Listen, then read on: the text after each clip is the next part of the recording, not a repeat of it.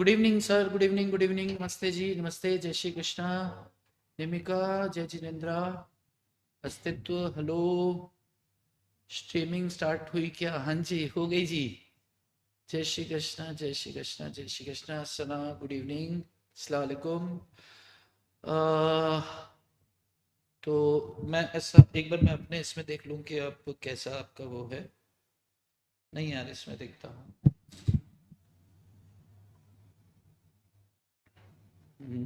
इसमें तो शुरू कर दिया जाए क्या? जैसा आप बोलेंगे वैसा, जैसा आप बोलेंगे वैसा। जय जिनेन्द्र। नहीं, निकालना है क्या? अच्छा, दिख रही है चेयर? अच्छा लग रहा है। हाँ हाँ।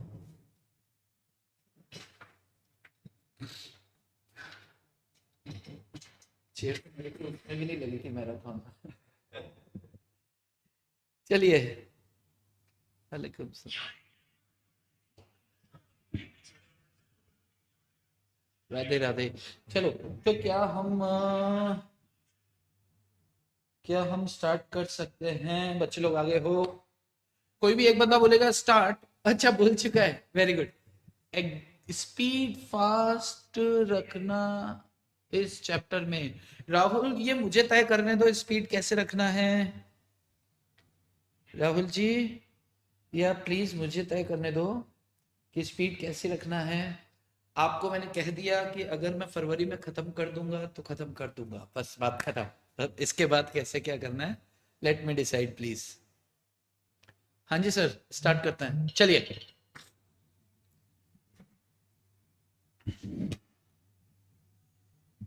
मोबाइल को मैं साइलेंट पे कर दूं क्या? ये हो गया साइलेंट पे। चलो जी। ओहो। ओके, तो अब हम स्टार्ट करेंगे जी आपका डिविडेंड। स्पीड फास्ट की अगर अपन बात करें ना, तो 20 मिनट में खत्म हो जाएगा। लेकिन खत्म करना है कि सीखना है, ये हमें सोचना पड़ेगा ना। एक सेकंड बस। या ओके, डिविडेंड।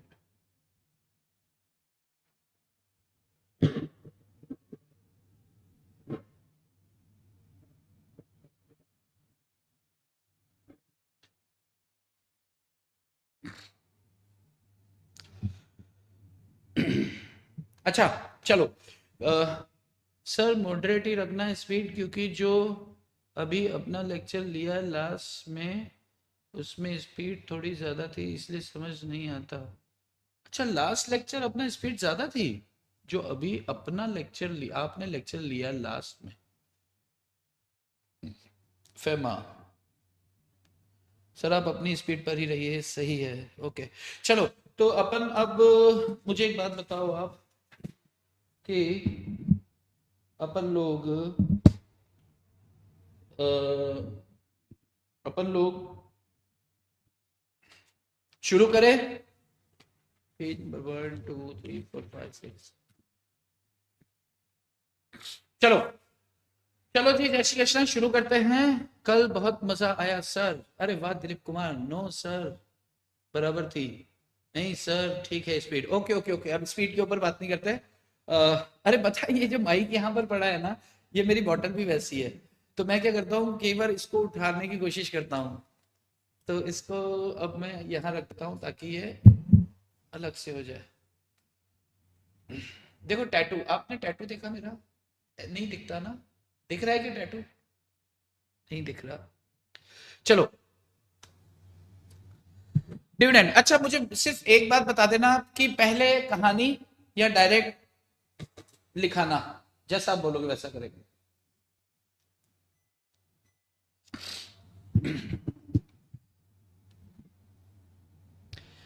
जैसा आप बोलोगे वैसा कर देते हैं।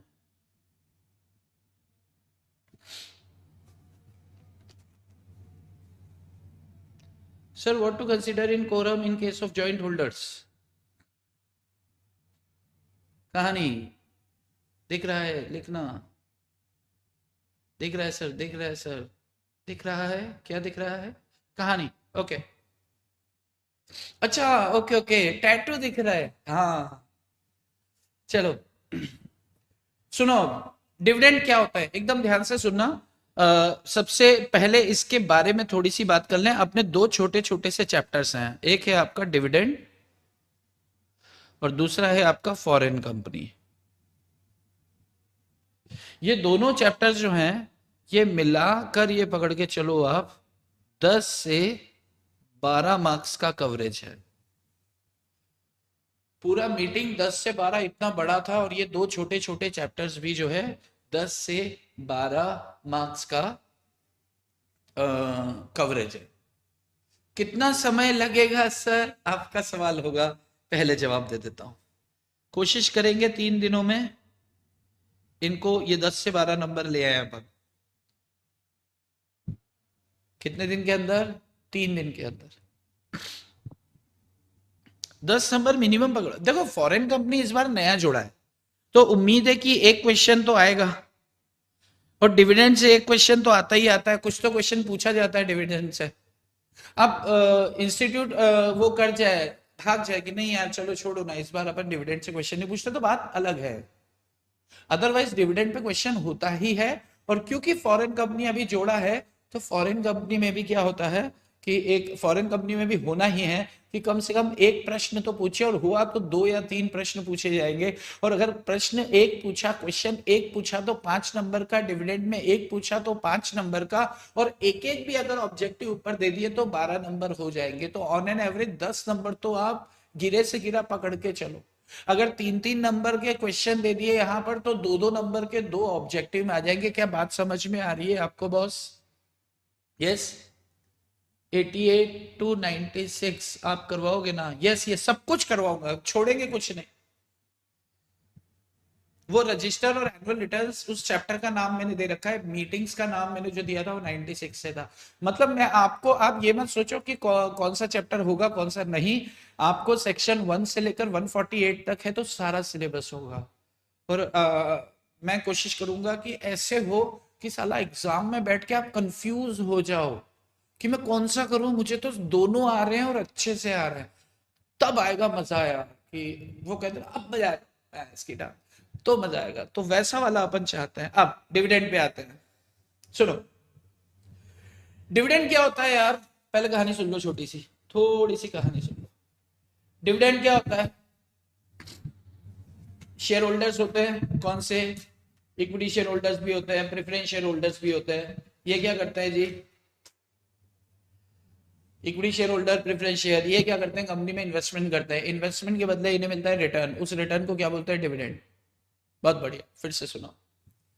कंपनी जब प्रॉफिट्स कमाती है तो प्रॉफिट्स, बहुत सारे प्रॉफिट्स, कंपनी ने क्या किया, 2 करोड़ का प्रॉफिट कमाया तो क्या 2 करोड़ मेंबर्स में बांट देगी? नहीं, उसमें से कुछ पैसा रोक लिया जाता है और कुछ पैसा बांट दिया जाता है। जो रोक लिया जाता है, जो अर्निंग को रोक लिया जाता है, रिटेन कर लिया जाता है, उसे रिटेन्ड अर्निंग्स कहते हैं। और जो पैसा बांट दिया जाता है उसे डिविडेंड कहते हैं। तो डिविडेंड क्या है? प्रॉफिट, लाभ, इसको हिंदी में बोलते हैं लाभांश। क्या बोलते हैं? लाभांश। ओ तेरी, ये जीरो कहां लग गया? जीरो हटेगा कैसे? इसको क्या बोलते हैं? लाभांश। लाभांश मतलब लाभ का अंश, शेयर इन प्रॉफिट। डिविडेंड का मतलब लाभांश, लाभांश मतलब लाभ का अंश, मतलब शेयर इन प्रॉफिट। तो प्रॉफिट के शेयर किए तो 2 टुकड़े, पहला टुकड़ा हमने रोक लिया, रिटेन कर लिया। रिटेन अर्निंग क्यों रिटेन किया जाता है? फ्यूचर के लिए, फ्यूचर की कंटिजेंसीज मेट आउट करने के लिए, कि अचानक से कभी पैसों की जरूरत पड़ गई तो क्या शेयर होल्डर हमको पैसे देने आएंगे जो इनको सारा पैसा बांट दे? ना ना ना ना। 100 रुपया कमाया है ना, तो एक काम करो, 40 रुपया इनको बांट दो, 60 रुपया इनको बांट दो, 70 रुपया इनको बांट दो, 30 रुपए फ्यूचर की कंटिजेंसीज मेट आउट करने के लिए रख लो। तो जो रख लिया वो रिटेन अर्निंग, और जो बांट दिया वो, जो रख लिया वो रिटेन अर्निंग, और जो बांट दिया वो क्या होता है आपका? डिविडेंड। अच्छा, अब दूसरी बात, एक बात और, कि जो डिविडेंड है ये कितने तरह का होता है? तो साहब ये 2 तरह का होता है। एक होता है आपका इंटरिम डिविडेंड और एक होता है आपका फाइनल डिविडेंड। एक होता है इंटरिम डिविडेंड और दूसरा क्या होता है, फाइनल डिविडेंड। इंटरिम और फाइनल के बीच में क्या डिफरेंस होता है कि यार अगर कंपनी को ऐसा लगता है कि यार साल के दौरान ह्यूज प्रॉफिट्स होते हैं, आप प्रैक्टिकली सोचो, ये इंटरिम थोड़ी देर के लिए छोड़ दो, साल खत्म हुआ 25 करोड़ के प्रॉफिट हुए, हर हर क्वार्टर में 6 करोड़ 7 करोड़ का प्रॉफिट हो रहा है, तो साल खत्म हुआ तो 25 करोड़ का प्रॉफिट हुआ। अब ये 25 करोड़ में से 15 करोड़ बांट दिया और 10 करोड़ रख लिया, जो रख लिया वो रिटेन्ड अर्निंग, जो रख लिया वो रिटेन्ड अर्निंग। और रिटेन्ड अर्निंग का उपयोग कहां किया जाता है, इस्तेमाल कहां किया जाता है, फ्यूचर की कंटिजेंसीज मेट आउट करने के लिए, ध्यान रखना। या फिर कोई फ्यूचर में प्रोजेक्ट सामने खड़ा है तो फिर भाई अपन बैंक में लोन लेने जाएंगे या पब्लिक से लोन लेंगे, पब्लिक से लोन लेना मतलब डिबेंचर्स इशू करेंगे तो हमें ब्याज देना पड़ेगा, ये पैसा तो मालिकों का ही है तो इसी को लगाओ, फ्री कॉस्ट है ये तो इसलिए वो पैसा रख लिया जाता है। इसको क्या बोलेंगे, फ्यूचर में एक्सपांशन के लिए, फ्यूचर में एक्सपांशन के लिए भी होती है रिटेन अर्निंग। अब जो रिटेन किया ठीक है, तो अच्छा ये रिटेन अर्निंग हुआ या डिविडेंड हुआ, ये प्रॉफिट्स, और प्रॉफिट्स कब पता चलते हैं, साल के अंत में जब फाइनेंशियल स्टेटमेंट तैयार हो जाते हैं। इसका मतलब डिविडेंड कब दिया जाता है, हर साल दिया जाता है, लेकिन साल के अंत में कब दिया जाता है, एनुअल जनरल मीटिंग में दे देते हैं इनको। यस, फिर से सुन, हर बार एक नई बात होगी। फाइनेंशियल स्टेटमेंट के क्लोजिंग होने पर क्या हो जाता है, इसे डिक्लेयर कर देते हैं। अब सोचो, ध्यान से समझना, एनुअल जनरल मीटिंग में शेयर होल्डर्स आके क्या करते हैं कि डिविडेंड को डिक्लेयर कर देते हैं। तो इनको पता कैसे चलेगा कि यार कितना डिविडेंड हमें डिक्लेयर करना चाहिए, बोर्ड ऑफ डायरेक्टर्स पहले से प्रपोज करके रखते हैं। तो बोर्ड ऑफ डायरेक्टर्स जैसे इनको प्रपोज करते हैं और वैसे का वैसा ही ये क्या कर देते हैं, डिक्लेयर कर देते हैं। मान लो बोर्ड ऑफ डायरेक्टर्स ने बोला कि 20% या 10% आपको डिविडेंड आपको आकर मीटिंग के अंदर डिक्लेयर करना है, हम प्रपोज करते हैं, रिकमेंड किया जाता है। क्योंकि बोर्ड ऑफ डायरेक्टर्स को स्थिति पता है कि फ्यूचर कंटिजेंसीज कैसे मेट आउट होंगी, अगर यार सारा बांट दिया तो क्या होगा, तो वो सारे हिसाब किताब लगा के ना फिर रिकमेंडेशन देते हैं, एवं ही नहीं दे देते। शेयर होल्डर बोलेंगे अरे 10% तो बहुत कम है यार, कम से कम 15 तो होना चाहिए। तो लॉ क्या कहता है कि तुम में अक्ल नहीं है, अक्लधारी लोग तुमने बैठा रखे हैं ना, जो वो कह रहे हैं वो कर लो। यानी कि हायर साइड पे शेयर होल्डर नहीं जा सकते, लेकिन कंपनी के सारे शेयर होल्डर, मान लो कि 10,000 शेयर होल्डर और 10,000 के 10,000 ने सहमति दे दी कि 15% बांटो, हम मालिक हैं, तो भी नहीं बांट सकते हैं, क्योंकि ये लॉ कहता है कि यूनानिमसली भी अगर वो अप्रूवल दे दें, ध्यान रखना, जैसे ही यूनानिमस आ जाए ना, आपको बोला जाएगा सारे ही शेयर होल्डर कह रहे हैं यार अब तो बढ़ा दो, ना ना ना ना ना, जो बोर्ड ने रिकमेंड किया उसी रेट पर लेना है तो लो। अच्छा सोचो, अगर शेयर होल्डर्स कहते हैं कि एक काम करते हैं इसको कम कर दो, तो कर देंगे। बोर्ड ऑफ डायरेक्टर्स ने रिकमेंड किया 10%, शेयर होल्डर्स आए मीटिंग के अंदर, उन्होंने बोला अरे यार ये 10% तो बहुत ज्यादा है, और वो कल को वो प्रोजेक्ट होने वाला है, उस प्रोजेक्ट के लिए आप फिर से बाजार से पैसे उठाओगे तो फिर यार वो तो बहुत महंगा पड़ने वाला है, तो एक काम करो कि हमें 10 मत दो, हमें 6 ही दे दो। तो अगर शेयर होल्डर्स चाहें तो लोअर साइड पे जा सकते हैं, लेकिन हायर साइड पर शेयर होल्डर्स नहीं जा सकते। बात समझ में आती है? अब अगली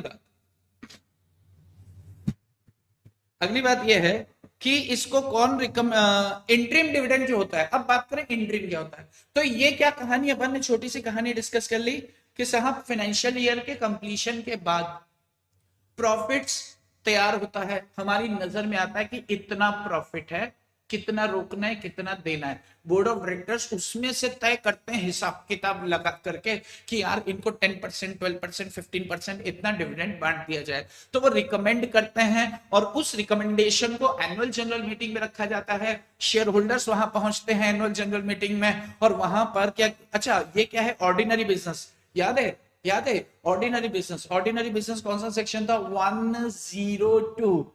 तो ऑर्डिनरी बिजनेस क्या कोई एक्सप्लेनेटरी स्टेटमेंट, ना ना ना ना कोई जरूरत नहीं है, तो ऑर्डिनरी बिजनेस है तो ऑर्डिनरी रिजोल्यूशन पास किया जाएगा by way of majority as per section 114। बहुत अच्छी बात है। क्या शेयर होल्डर बढ़ा सकते हैं? ना। सारे के सारे बोलते हैं कि बढ़ा दो तो भी ना। क्या कम किया जा सकता है? यस। या उतना लो या कम लो, लेकिन आप हायर साइड पे नहीं जा सकते। ये तो हो गई साल के अंत में बात। लेकिन सोचो, शेयर होल्डर्स का ये कहना है कि यार आप 25 करोड़ रुपए का डिविडेंड सब लोगों में बांट दे रहे हो, 100 करोड़ 150 करोड़ मान लो अपना प्रॉफिट है, और 25 करोड़ का प्रॉफिट आप सब में बांट दे रहे हो, तो अपन कमाते कितना है? उससे बोला कि सर 100 करोड़ की अपनी आमदनी होती है। बोर्ड ऑफ डायरेक्टर्स ने बोला तो 20-25 करोड़ रुपए हर क्वार्टर में कमा लेते हैं। तो शेयर होल्डर्स ने कहा कि जब अपन इतना पैसा कमा लेते हैं तो फिर रखते काहे हो, तभी देके नक्की करो। तो डायरेक्टर्स ने बोला कोई बात नहीं, हमें तो अब भी देना है और तब भी देना है, तो ले लो। तो दो एजीएम के बीच में, यानी कि सोचो इस एजीएम पे अपन ने फाइनल डिविडेंड दिया है और अगली एजीएम पे भी फाइनल डिविडेंड देंगे, क्योंकि ऑर्डिनरी बिजनेस है ही। लेकिन दो एजीएम के बीच में अगर किसी तरह का भी अपन डिविडेंड डिक्लेयर करते हैं तो उसे क्या कहते हैं? उसको बोलते हैं इंटरिम। इंटरिम को हिंदी में बोलते हैं अंतरिम, और अंतरिम का मतलब होता है कि दो दो पॉइंट्स के बीच में कहीं। तो वो पॉइंट्स क्या है? एनुअल जनरल मीटिंग, या अन्य शब्दों में कहें कि वित्तीय वर्ष समाप्त होने से पहले, फाइनेंशियल क्लोजिंग होने से पहले अगर डिविडेंड बांट दिया जाता है तो उसे क्या, डिविडेंड प्रपोज डिक्लेयर और बांट दिया जाता है तो इसे क्या कहेंगे अपन? इंटरिम डिविडेंड है। यस। अब सोचो, देखो कहानी चल रही है, 10 मिनट और कहानी चलेगी, चैप्टर खत्म हो जाएगा। फिर कुछ टेक्निकल बातें होंगी तो कोशिश करेंगे कि चैप्टर खत्म हो जाएगा, लेकिन चैप्टर खत्म नहीं होगा क्योंकि मैंने करना ही नहीं। क्वेश्चन भी तो करने हैं इसके, तो इसके क्वेश्चन, ये चैप्टर, इसके क्वेश्चन, फॉरेन कंपनी, उसके क्वेश्चन, 3 दिन, थर्सडे, आज थर्सडे या जो भी है, थर्सडे फ्राइडे सैटरडे। अगर सैटरडे तक अपन ने ये भी निपटा लिया ना तो ये मान के चलो कि पास होने की कुंजी मिल जाएगी आपको। छोटी छोटी चीजें खत्म कर रहे हैं अब अपन, शाणे बन गए अभी अपन, शाणे। पहले बुद्धू थे कि अपन ने बड़ा चैप्टर पहले ये लेते ना तो काउंटिंग में होता कि हमारे 4 चैप्टर खत्म हो चुके हैं, अभी साला एक ही हुआ है। चलो ठीक है। अब इंटरिम डिविडेंड की बात करें तो आप सोचना ध्यान से कि इंटरिम डिविडेंड को प्रपोज कौन करेगा? अरे यार, डिविडेंड को प्रपोज तो बोर्ड ऑफ डायरेक्टर ही करेंगे। प्रपोज मतलब रिकमेंडेशन कौन देगा? फाइनेंशियल स्टेटमेंट के बारे में सबसे ज्यादा जानकारी शेयर होल्डर से एटलीस्ट ज्यादा जानकारी किसको है? बोर्ड ऑफ डायरेक्टर्स को है। वो तो दिन भर उधर ही पड़े रहते हैं यार, अपन अपने घर पे रहते हैं, वो तो उधर ही रहते हैं। तो रिकमेंड वही करेंगे कि यार इस क्वार्टर में, पिछले क्वार्टर में इतना प्रॉफिट हो गया तो अभी अपन थोड़ा सा बांट देते हैं। तो बोर्ड ऑफ डायरेक्टर रिकमेंड करते हैं और डिक्लेयर भी यही कर देते हैं। Declaration of dividend, recommendation and declaration. Declaration को अन्य शब्दों में अपन बोलेंगे अप्रूव। रिकमेंड भी बोर्ड करेगा, अप्रूव भी, उस रिकमेंडेशन पे अप्रूवल भी बोर्ड ऑफ डायरेक्टर्स दे देंगे इंटरिम डिविडेंड में। क्योंकि एजीएम को कहां, एजीएम तो बहुत समय बाद होने वाली है और ईजीएम बुलाने की जरूरत नहीं समझता था लॉ, तो लॉ ने ऐसा लिखा है तो इसमें मेरा आपका किसी का कोई कुछ नहीं है। तो इंटरिम डिविडेंड रिकमेंड भी कौन करता है? आपका बोर्ड ऑफ डायरेक्टर्स, और अप्रूव भी कौन करता है? Board of directors. क्या होता है? ड्यूरिंग द फाइनेंशियल ईयर अगर डिविडेंड दिया जाता है, दो एजीएम के बीच में अगर डिविडेंड दिया जाता है तो इसे क्या बोलते हैं? Interim dividend. अब बात आती है अगली, नेक्स्ट बात, अगली बात आती है यार कि मान लो कि आपकी कंपनी, यहां पर एक वो लिख देता हूं मैं एक एग्जांपल, कि मान लो कि आपकी एक कंपनी है, आपकी कंपनी नहीं, एबीसी लिमिटेड एक कंपनी है, और इस कंपनी के 1000 शेयर्स आपके पास हैं। किसके पास हैं मिस्टर? आपके पास हैं। एक शेयर की मार्केट वैल्यू जो है 300 रुपए हो गई है, यानी कि 3 लाख रुपए के शेयर्स आपके पास हैं। इसका फेस वैल्यू क्या था? फेस वैल्यू इसका था 10 रुपए। अब कंपनी ने बोला कि हम 20% डिविडेंड डिक्लेयर करते हैं, 20%, तो 3 लाख का 20%, आप प्रैक्टिकली सोचना, 3 लाख का 20% तो 60,000 रुपए हो जाएगा। इतना इतना ज्यादा प्रॉफिट एक बंदे को देंगे यार? नहीं, ये तो फ्लक्चुएट होता रहता है। जो चीज फिक्स रहती है उस पर कंप्यूट होता है, यानी कि फेस वैल्यू पर। तो 10 रुपए पर 2 रुपए, 10 रुपए पर, हाँ ठीक तो था, 2 रुपए दिए जाएंगे, और 2 रुपए 1,000 शेयर्स पे मिलेंगे। किसको? आप मिस्टर आपके को। और ये 20,000 नहीं, 2,000 रुपीज सिर्फ दिया जाएगा। इस चीज का ध्यान रखना। 99% स्टूडेंट्स को इसकी जानकारी है। मैं सिर्फ उस एक बच्चे के लिए बात कर रहा हूं जो बेचारा वहां बैठा है और उसको पता नहीं है। आगे बात। अब सोचना, अगर आपकी कंपनी लॉस में जा रही है तो क्या डिविडेंड देंगे? क्या डिविडेंड को क्या बोलते हैं हिंदी में? क्या बोलते हैं? लाभ अंश, लाभ का अंश, लाभांश। Share in profit, share in what? Profit. तो अगर प्रॉफिट नहीं है तो फिर यार डिविडेंड देने की जरूरत क्या है? बोर्ड हर क्वार्टर में देखता है, क्वार्टर खाली है, क्वार्टर खाली है, क्वार्टर खाली। कौन सा क्वार्टर खाली है? मतलब प्रॉफिट से खाली है, प्रॉफिट से उसको मजा ही नहीं आ रहा है। तो नहीं यार, प्रॉफिट नहीं है, मजा नहीं आ रहा है, काम करो, जाने दो यार, फाइनल में देखेंगे, एंड में देखेंगे। और एंड में भी अगर लॉस नजर आ रहा है तो बोलते कि छोड़ो ना यार, जाने दो ना यार। अरे नहीं नहीं सर, कुछ तो डिक्लेयर करो, कहीं तो लागू में कुछ लिखा होगा। हाँ, सेक्शन 123 में कुछ तो लिखा है, लेकिन चलो समझते हैं। तो ऐसा बोर्ड ऑफ डायरेक्टर्स ने बोला समझते हैं, तो अपन भी आगे समझते हैं। ठीक है, तो अगर तो जनरल रूल मतलब एक लेमन के हिसाब से हम बात करें, लेमन मतलब हमें पूरी कुछ जानकारी नहीं है, तो यार प्रॉफिट नहीं है तो फिर डिविडेंड देने की जरूरत नहीं है। और अगर डिविडेंड देने के लिए लॉ ने कह दिया है कि हाँ यार आप दे सकते हो, लेकिन, तो वो लेकिन वाली टेक्निकल शर्तें हैं, वो शर्तें हमें पता होनी चाहिए, और वो सिर्फ एक सेक्शन में लिखी है। बड़ी अच्छी चीज है। हाँ, अब मैं आपको बता दूं इसमें कुल कितने सेक्शंस हैं? 5। नो दे सकता है on the basis of past 3 years, past profit में से दे सकता है। अरे हाँ, मेरे को मालूम है, मैं सिर्फ अभी कहानी डिस्कस कर रहा हूँ, एज ए लेमन बात कर रहा हूँ ना मैं। जैसे मुझे नहीं पता, मुझे कितना पता है, मुझे बस इतना पता है कि यार प्रॉफिट में से डिविडेंड दिया जाता है, तो प्रॉफिट नहीं है तो डिविडेंड की क्या जरूरत है। लेकिन वो बोलते हैं नहीं नहीं है, मतलब दे सकते हैं अपन। अच्छा दे सकते हैं, तो फिर क्या नियम है? तो हम उस नियम पे जाएंगे। वो कहां लिखे हैं? 123 में लिखे हैं। एडिक्वेट प्रॉफिट नहीं हो, या इन case of absence of profit, तो कोई बात नहीं, पिछले साल के देख लो। अब उसके क्या प्रोविजन है, मैं वो प्रोविजन नहीं लेना चाह रहा हूं, इसलिए मैंने बोला कि अभी उसको चीज को समझ के चलना है। आगे सोचो, बोर्ड ऑफ डायरेक्टर्स ने, ये इंपॉर्टेंट है, ये 70% लोगों को पता है, उन 30% के लिए मैं बात कर रहा हूं। ये स्टेटमेंट, इंटरिम डिविडेंड को रिवोक किया जा सकता है, रिवोकेशन, इंटरिम डिविडेंड को रिवोक किया जा सकता है, रिवोकेशन, लेकिन फाइनल डिविडेंड को रिवोक नहीं किया जा सकता। क्या रिवोकेशन का मतलब आप समझते हैं? पहले तो क्या किया कि वो कर दिया, डिक्लेयर कर दिया, सॉरी प्रपोज कर दिया। बोर्ड ऑफ डायरेक्टर्स ने कहा कि हम रिकमेंड करते हैं कि 10% इंटरिम डिविडेंड बांट दिया जाए। फिर उनको लगा, शेयर होल्डर्स को लगा कि यार जरूरत नहीं है। अच्छा, तो यूनानिमसली जाके अगर उसको रिवोकेशन करना चाहें तो रिवोक कर सकते हैं, कि जरूरत नहीं है पैसे बीच बीच में बांटने की। अभी अभी थर्ड क्वार्टर में, फोर्थ क्वार्टर में वो पर्टिकुलर बहुत बड़ा खर्चा आने वाला है, तब क्या करोगे तुम? तो पैसे थाम के रखो यार, इतनी जल्दबाजी क्यों मचा रहे हो? हमें नहीं चाहिए।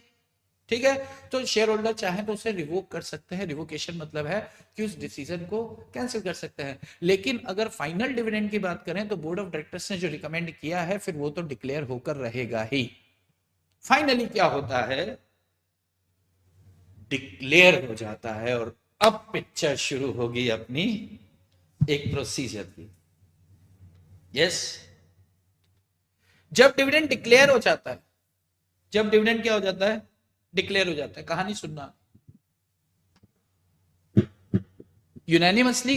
अरे मैंने यही बोला इंद्रजीत, मैंने बोला यूनानिमसली। यूनानिमस का मतलब क्या होता है? बहुत बढ़िया, मैंने बोला था ना किसी 1% के लिए मैं बात कर रहा हूं। यूनानिमस, यूनानिमस अप्रूवल का मतलब 100% ही है। Unanimous approval. तो हाँ, तो आप पूछ रहे हो कि बता रहे हो, बट कंसेंट ऑफ, हाँ तो अच्छा अच्छा अच्छा, आप साथ साथ चल रहे हो। ओके ओके ओके, ठीक है। 100% अप्रूवल को ही बोलते हैं अपन। चलो, अब फाइनली डिविडेंड डिक्लेयर होने की बात आ गई। डिविडेंड डिक्लेयर हो गया। जैसे डिविडेंड डिक्लेयर हो गया तो विद इन 30 डेज आपको क्या करना है? अगर डिविडेंड डिक्लेयर हो गया तो विद इन 30 डेज आपको पेमेंट कर देना है उनकी। तो क्या कंपनी क्या करेगी? जैसे ही डिक्लेयर होगा ना तो रजिस्टर ऑफ मेंबर निकालेगी और एक हिसाब बनाएगी कि यार रमेश के पास 100 शेयर हैं तो इसका मल्टीप्लाई बाय दिस, इसको इतने डिविडेंड दे देते हैं। इसके पास इतने शेयर हैं, इसको इतने इतने इतने इतने इतने इतने इतने इतने इतने इतने इतने। तो ये पूरी रिपोर्ट बना के इनकी पेमेंट करने के बारे में सोचा जाता है कि चलो पेमेंट करते हैं। और जब ये सोचा जाता है तो किसी एक अलग खाते में पैसा डाल दिया जाता है। शेड्यूल्ड बैंक में एक सेपरेट बैंक अकाउंट खोला जाता है कि वहां से पेमेंट कर देते हैं। शेड्यूल बैंक में अलग से खाता खोलने की जरूरत क्यों है? प्रैक्टिकली सोचो ना। मान लो कि मेरे पास अपने हैं 5,000 रुपए और मेरी मम्मा ने भी मेरे को 3,000 रुपए दिए और बोला कि काम कर कि ये संभाल के रखना और वो आएगा तो उसको दे देना। मैंने कहा मम्मा वो कब आएगा? कि नेक्स्ट वीक आएगा। अब उन्होंने मुझे 3,000 रुपए दे दिए, उसके लिए अगर मेरी पॉकेट में ही रहे तो वो खर्च हो जाएंगे और मुझे पता भी नहीं चलेगा। वो पैसे किस काम के लिए उन्होंने दिए, उसी काम में इस्तेमाल होने चाहिए ना। तो फिर ऐसे इसीलिए ऐसा कहा गया है। तो जैसे प्रोविजन होता है ना, कहानी समझो आप उसके पीछे कि कंपनी जिस दिन वो डिक्लेयर हो गया ना डिविडेंड, अब वो तुम्हारा पैसा नहीं है। जब तक डिविडेंड डिक्लेयर नहीं हुआ था वो कंपनी का पैसा था। जिस दिन डिक्लेयर हो गया वो शेयर होल्डर्स का पैसा है, तो वो आपकी अमानत है। तो अमानत में खमानत नहीं होनी चाहिए। उस अमानत को उठा के एक अलग बैंक खाते में रख दो। 4-5 दिन का टाइम ले लो यार, शेड्यूल्ड बैंक के अंदर एक सेपरेट एक स्पेशल बैंक अकाउंट बना लो और वहां से payment payment payment payment payment करते रहना। कंपनी बोलती ठीक है जनाब। कंपनी ने एक अलग खाता बनाया और वहां से पेमेंट चालू कर दी। अब पेमेंट हो रही है सबको। कंपनी क्या कर रही है? सबकी वहां से पेमेंट कर रही है। बहुत सारे शेयर होल्डर आ रहे हैं, कंपनी को बोलते हैं हमारे पैसे दो ना, तो बोलते ये लो लेके जाओ। बोलते भगवान आपको सलामत रखे। कंपनी बोलती है अच्छा गुड, आई लव यू, ऐसा बोल देती। 30 दिनों के अंदर कंपनी को पेमेंट करना था।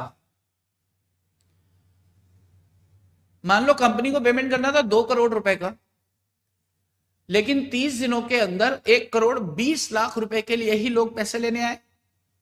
अब जब 1.25 करोड़ लेने आ गए हैं, 1,20,00,000, तो 80 लाख का क्या? तो लॉ कहता है कि यार 80 लाख को एक अलग खाते में डाल दो विद इन 7 डेज। उसे कहते हैं अनपेड डिविडेंड अकाउंट। तो कंपनी क्या करेगी? उसे एक अलग खाता, देखो ये खाता भी कंपनी के पास ही है। बहुत सारे बच्चे, अब मैं थोड़ा सा रेशियो और कम कर रहा हूं। 60% बच्चों को ये पता होता है, लेकिन 40% बच्चे पता है जैसे ही सुनते हैं ना अनपेड डिविडेंड अकाउंट, ये कहीं और तो होता होगा, नहीं कंपनी में ही है। अनपेड डिविडेंड अकाउंट में पैसा डाल दिया जाता है। उस पैसे को छू नहीं सकते हैं अपन, क्योंकि वो पैसा किसका है? इन्वेस्टर्स का है। विद इन 7 डेज, 7 दिनों के अंदर वहां पर आपको क्या करना है कि पैसे ट्रांसफर कर देना है। कौन से? जो अनपेड रह गए। 2 करोड़ में से 1,20,00,000, जैसे अपन यहां मैं लिखता भी चलता हूं थोड़ा थोड़ा, पेन गुम गया। 2 करोड़ में से, मान लो 2 करोड़ में से 1.2 करोड़ अगर बढ़ गया है तो 0.80 CR, ये विद इन 30 डेज ये नहीं बढ़ पाया है, ये नहीं बढ़ पाया है। तो इस 80 लाख रुपए को विद इन 7 डेज अपन क्या करेंगे? अनपेड डिविडेंड अकाउंट के अंदर डाल देंगे। उड्डा, अगर डाल दिया तो बहुत अच्छी बात है यार, और अगर नहीं डाला तो लॉ क्या कहता है? 12% ब्याज लग जाएगा आपके ऊपर पर एनम। तो चुपचाप से डाल दो। डाला तो अच्छी बात, और नहीं डाला तो गलत बात। सेक्शन कौन सा है? सेक्शन अभी डिस्कस ही नहीं कर रहे हैं अपन यार, अभी सेक्शन डिस्कस ही नहीं कर रहे हैं। मैंने क्या बोला, 10 मिनट ध्यान से सुन लो। और मैं ये चाहूंगा कि आपस में आप प्लीज बातें मत करना ना, सिर्फ मेरे साथ बात करना, ठीक है?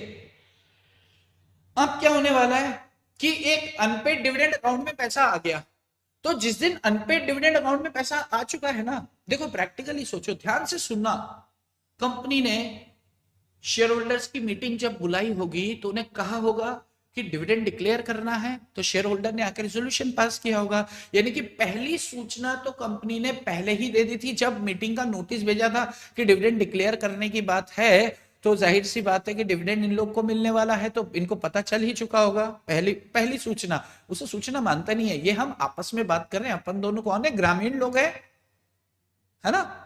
अभी थोड़ा सा टेक्निकल समझेंगे तब देखेंगे, लेकिन अभी हम ग्रामीण हैं, ठीक है? हम दोनों आपस में, क्या यार एक बार तो पहले ही बता दी थी उन्होंने कि डिक्लेयर कर रहे हैं, इसका मतलब डिविडेंड तो देंगे यार। और डिक्लेयर कर दिया तो उसके उन्होंने फिर क्या किया, गलत खाते में डाल दिया, और सबके अकाउंट में, क्योंकि सबने अपने अपना खाता नंबर दे रखा था, तो सबके खाते में डाल दिया पैसा। किसी से बाउंस बैक होकर वापस आ गया कि यार उसका तो खाता ही बंद है, किसी का खाता बंद है, किसी है क्या प्रॉब्लम है, किसी ने बोला था कि आप तो मेरे घर पे चेक भेज देना, उसने घर बदल लिया है, तो कुछ तो कारण रहा होगा।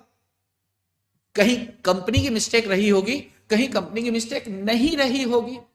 शेयर होल्डर की वजह से जो भी कारण रहा, 80 लाख रुपए नहीं बढ़ पाया। अब जब नहीं बढ़ पाया तो क्या बोला कि एक अलग खाता बना लो, उसमें डाल दो, डाल दिया, अच्छी बात। जिस दिन उस खाते में डाल दिया ना, तो उसके 90 दिनों के अंदर एक स्टेटमेंट रिलीज करना है कंपनी को, और उसमें बताना है कि शेयर होल्डर्स के नाम, यानी कि रमेश, सुरेश, पप्पू, छोटू, कालू, ये वो दुनियादारी, लसन, सब बता देंगे उसके सामने कि इसका अंतिम एड्रेस ये था। अंतिम मतलब आखिरी बार जो इसने अपडेट किया था वो इसका एड्रेस ये था, और इसके पास इतने शेयर्स हैं और इतना डिविडेंड इसका बनता है। आजा भाई, अनपेड डिविडेंड अकाउंट में पैसा पड़ा है, आके ले जा। तो अब इस 80 लाख में से वो अच्छा वो स्टेटमेंट को क्या करेंगे, कंपनी क्या करेगी, अपनी वेबसाइट पे डाल देगी। सेंट्रल गवर्नमेंट ने बोला एक काम करो, इस पे भी डाल दो यार, कि कई बार क्या होता है कि हमारी जो अप्रूव्ड वेबसाइट है ना, यहाँ पर बहुत सारे लोग आते हैं और चेक करते हैं, क्योंकि बहुत सारी कंपनीज में इन्वेस्टमेंट करके रखते हैं लोग, तो अपना अपना क्लिक कर करके चेक कर लेते हैं। तो हमारी ये अप्रूव्ड वाली पे भी डाल दो, आ जाएंगे लेने। तो कंपनी ने वैसा ही करना है, अप्रूव्ड वाली पे भी डाल दिया, दोनों पे डाल दिया। अब क्या होगा कि कुछ लोग उसमें से एक्साइटेड होंगे, वाओ डिविडेंड, माय गॉड मेरा तो रह गया था, ओह। तो वो क्या करेगा, यहाँ पे दौड़ा चलाएगा। तो मान लो कि 80 लाख में से क्लेम कर लिया कितना, 34 लाख, 34 लाख, यानी कि अब भी कितना बचा है, 46 लाख। लोग कहते हैं कि 7 साल तक ये पैसा यहां रखा रहने दो, कहां तक, उड्डा में 7 साल तक ये अनपेड डिविडेंड अकाउंट में पैसा रहेगा। और 7 साल तक अगर अनपेड रह गया, मान लो ये 7 साल तक इसका कुछ हुआ ही नहीं, तो फिर ये पैसा कहां ट्रांसफर कर दिया जाएगा, IEPF में, investors education and protection fund, along with interest. कौन सा इंटरेस्ट, ये वाला, सॉरी हाँ ये वाला, अलॉन्ग विद इंटरेस्ट। कौन सा वाला इंटरेस्ट, ये 12% पर एनम वाला। तो IEPF में चले जाएगा, फिर क्या होगा, कुछ नहीं होगा। IEPF क्या होता है, investors education and protection fund, नाम से ही पता अच्छा अब ये फंड सरकार का है। अभी तक अपने पास ही खेल रहा था पैसा, अब तक ये पैसा अपने पास ही खेल रहा था, और अब ये पैसा किसका है, सरकार का है।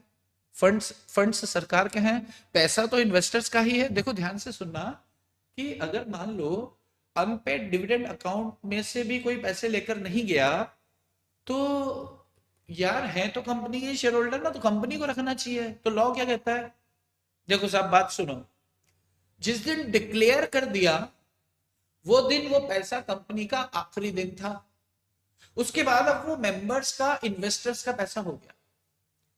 आप पूरा प्रयास कर लो 30 दिन में नहीं बढ़ रहा है ना, तो 7 साल के लिए अलग जगह रख दो उसको, फिर कोई भी आएगा लेके जाएगा, वेबसाइट पे डालो, उसके बाद भी बचता है 7 साल के बाद भी। अब ये पैसा कंपनी तुम्हारा तो नहीं है, और अगर इन्वेस्टर नहीं आया, भूल गया उस पैसे को, तो उस पैसे को तुम सरकार को दे दो। सरकार क्या करेगी, इन्वेस्टर्स की जागरूकता के लिए, अवेयरनेस के लिए कैंप लगाती है, इन्वेस्टर्स को एजुकेट करने के लिए और उन्हें प्रोटेक्ट करने के लिए सरकार तमाम तरह के प्रोग्राम्स करती है। तो काम करो, ये पैसा वहां डाल दो, वहां से काम आएगा।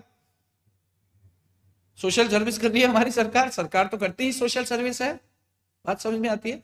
तो investors education and protection fund में पैसा डाल दिया जाएगा। कारण सिर्फ इतना है कि क्यों सरकार को दे रहे, कंपनी तेरा नहीं है और जिसका है वो आया नहीं है, तो सरकार के पास रहने दे, उसी की कम्युनिटी के लोगों के हित के लिए, इंटरेस्ट के लिए। कम्युनिटी मतलब उसी इन्वेस्टर्स की ही कम्युनिटी, उनको एजुकेट करना, अवेयरनेस देना, उनको प्रोटेक्शन प्रोवाइड करने के लिए इसका उपयोग किया जाता है। लेकिन सोचो आईपीएफ में पैसा पड़ा था और वो डिविडेंड वाले आ गए कि और sir sir sir sir sir आपके पास पड़े क्या हमारे पैसे, तो सरकार बोलेगी क्या भाई सो रहे थे क्या तुम लोग, गलती हो गई ना सर, दे दो ना सर।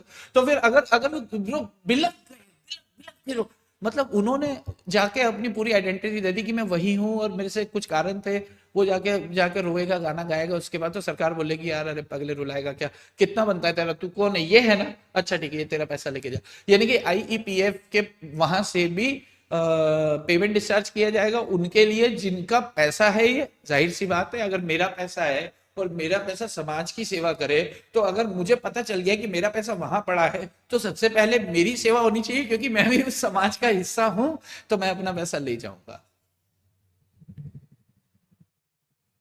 इसके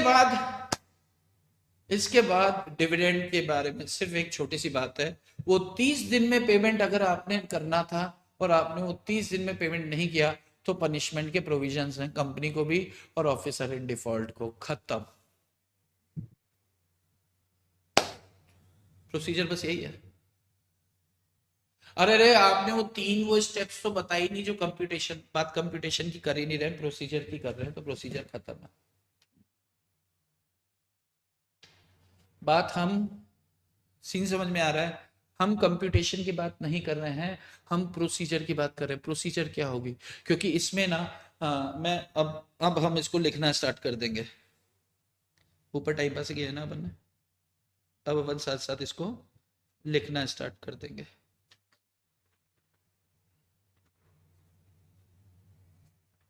कितने लोग को प्रोसीजर पहले से आती, 90% आई गेस, 90% बच्चे लोग को प्रोसीजर पहले से पता होती है, 90%। आईईपीएफ में कितने साल रहता है, आईईपीएफ के लिए कोई समय सीमा निर्धारित नहीं है, सरकार अपने पास तो जितने मर्जी साल रखे, उसके लिए कुछ तय नहीं किया है कि कितने साल क्या है क्या।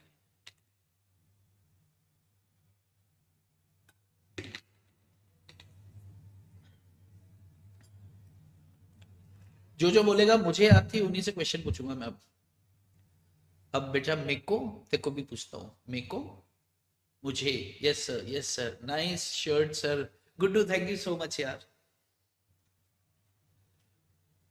ये शर्ट मेरे को बहुत अच्छी लगती है इसलिए मैं इसको बहुत पहनता हूँ। चलिए पेन फिर मैंने रख दिया इधर, अरे यार स्टेपल लगा के नहीं लगाना कागजों को, तो ऐसा। चलो स्टार्ट करते हैं डिविडेंड। सबसे पहले कुछ मिसलिनियस नहीं, डायरेक्ट शुरू करते हैं। चलो डिविडेंड आपका क्या होता है, शेयर इन प्रॉफिट। देखो एक चीज मैं आपको बता दूं, एक चीज मैं आपको बता रहा हूं कि बॉस,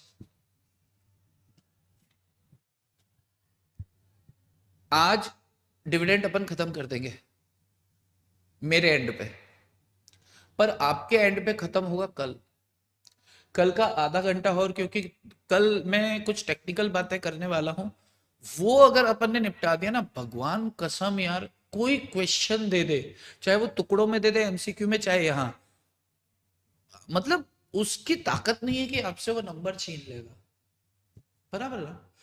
करो तो मतलब करो तो ऐसे करो कि दम लगा दो, वरना करो ही ना।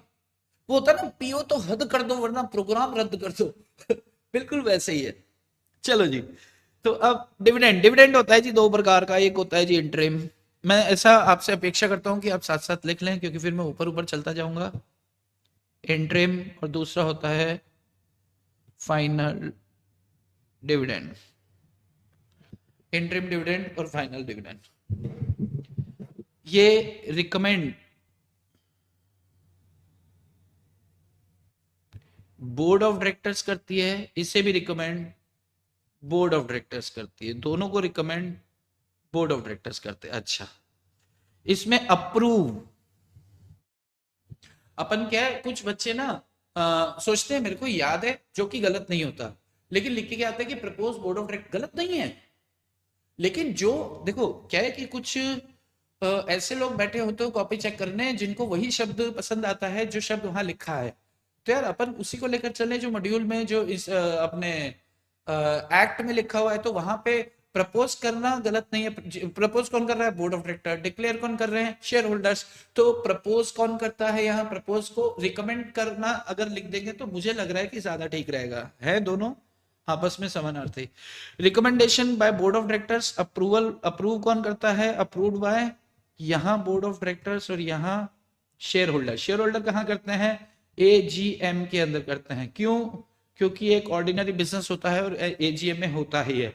कैसे करते हैं? ऑर्डिनरी रिजोल्यूशन पास करके करते हैं। बहुत अच्छी बात है जी। अब क्या शेयर होल्डर रिकमेंडेड डिविडेंड को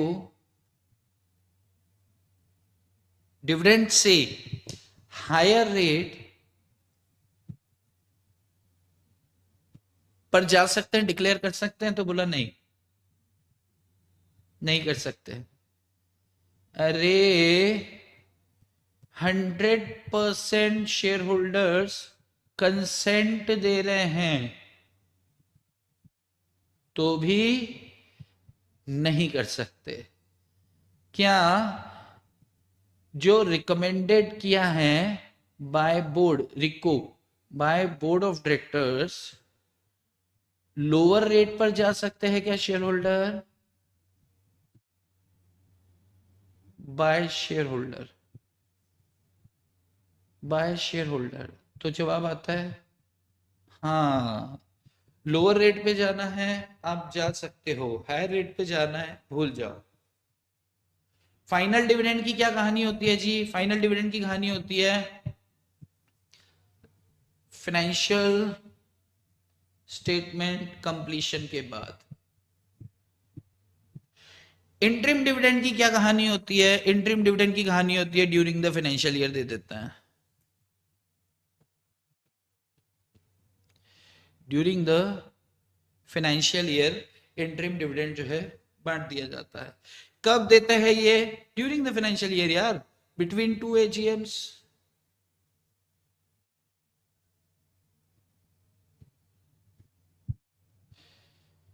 बिटवीन टू एजीएम, बहुत अच्छी बात है। जो डिविडेंड दिया जाता है, मैं सब मान के चलूँ, आप साथ साथ लिखना है। जो जब डिविडेंड दिया जाता है तो वो डिविडेंड किस पर दिया जाता है? Dividend on face value, not on fair market value या मार्केट वैल्यू।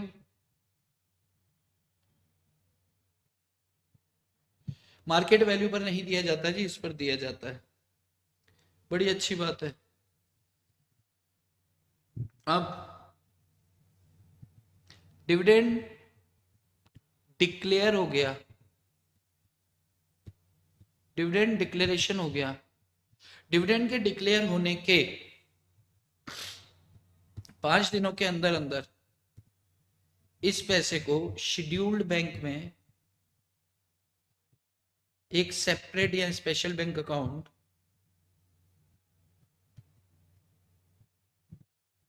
याद रखना, अलग से क्यों डाल रहे हैं, ताकि आपसे खर्च ना हो जाए या किसी और उद्देश्य में इस पैसे का उपयोग ना हो जाए। ठीक है, कंपनी जिस ऑब्जेक्टिव के लिए जिस फंड को रखती है तो इसके लिए ना, नहीं तो ये चप्पल से मारेंगे लोग। सेपरेट बैंक अकाउंट में पैसा डाल दिया जाएगा। पैसा डाल दिया। क्या इंटरिम डिविडेंड को क्या इंटरिम डिविडेंड को रिवोक किया जा सकता है? Yes, interim. अपन ने बोला था ना, शेयर होल्डर ने बोला कि यार तुम पैसे क्या घर से लाओगे, अभी मत बांटो, एक बार साल खत्म हो जाने दो, जल्दबाजी मत करो, इस साल प्रोजेक्ट वो बीच में बड़ा आने वाला है और तब पैसा नहीं होगा तो प्रोजेक्ट हाथ से छूट जाएगा। ये तो पैसे लेके जाएंगे, खा पी के मस्त हो जाएंगे यार, और फिर कोई बैंक भी अभी कर्जा नहीं देगा, अभी माहौल बहुत ज्यादा खराब चल रहा है। ठीक है, तो अगर ऐसा कुछ होता है तो फिर इंटरिम डिविडेंड को क्या किया जाता है? रिवोक कर लिया जाता है। उसके लिए यूनानिमस अप्रूवल चाहिए।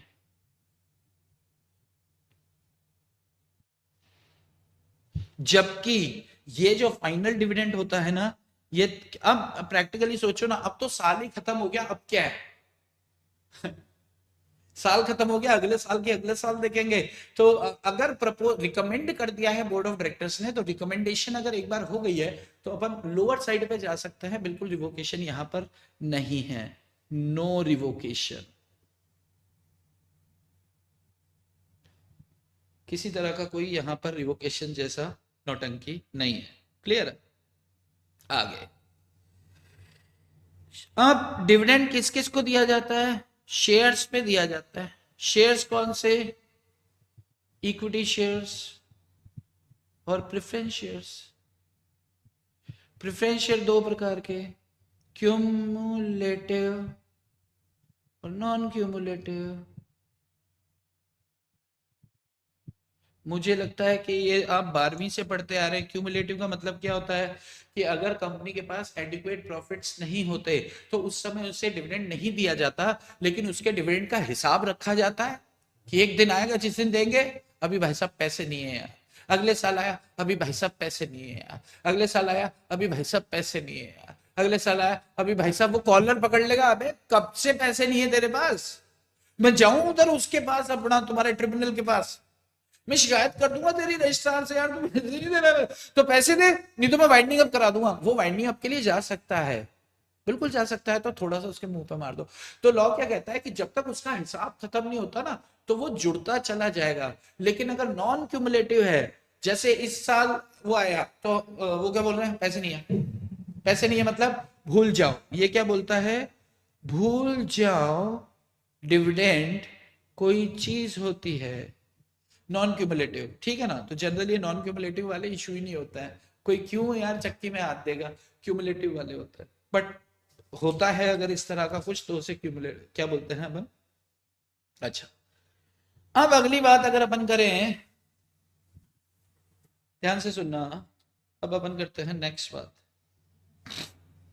कि इसमें टोटल लीगली, अच्छा ये सब अपन जो डिस्कशन कर रहे हैं ना, ये बेसिक डिस्कशन है, मिसलीनियस, जो आपको आई गेस पहले से मालूम है। जून की please, I am new student in your channel please. जून की क्या, जून की सर फाउंडेशन की प्लेलिस्ट अपडेट करा दो। बेटा इसके बारे में हम बाद में बात करेंगे क्लास के बाद, आप उस पर क्लिक करके जुड़ जाओ ग्रुप पे, नहीं तो लास्ट में मैं आपको नंबर दे दूंगा, आप उससे बात कर लेंगे अपन, है ना। ही share with different voting rights normal, हाँ हाँ, डिफरेंट वोटिंग राइट्स हो ना हो, है तो इक्विटी शेयर ही उसके। ठीक है, आपका जवाब सही है। चलिए, अब हम आते हैं, पिक्चर चालू करते हैं। ये तो क्या था, इंट्रोडक्शन चल रहा था पिक्चर का ही। अब करते हैं total number of sections dividend chapter में कितने हैं। सेक्शन 123, 122 तक अपन मीटिंग्स में छोड़कर आए थे। Section 123 number 1, declaration of dividend. Declaration of dividend in case of inadequacy of profits or absence of profit।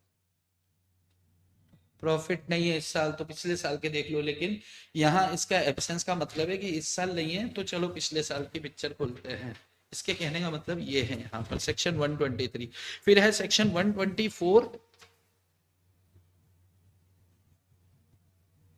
Section 124 क्या कह रहा है कि देखो अपन ने बात किया था ना प्रोसीजर में कि डिक्लेयर करो, डिक्लेयर करने के 30 दिन के अंदर पेमेंट कर दो, पिक्चर खत्म। नहीं हुआ पेमेंट तो फिर उसे किस खाते में डाल दो? Unpaid dividend account.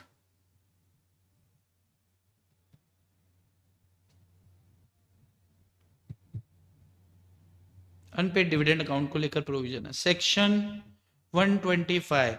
Unpaid dividend account में भी पे नहीं हो पाया तो उसे सरकार को दे दो। Investors education and protection fund में डाल दो। इसके बाद सेक्शन 126 क्या कह रहा है? ये सेक्शन बहुत ज्यादा अलग चीज है, तो इसको मैं लिख देता हूं यहां, आप भी लिख लीजिए। Right of dividend, right issue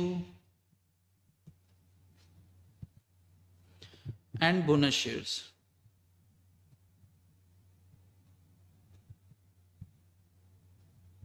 right issue and bonus shares abeyance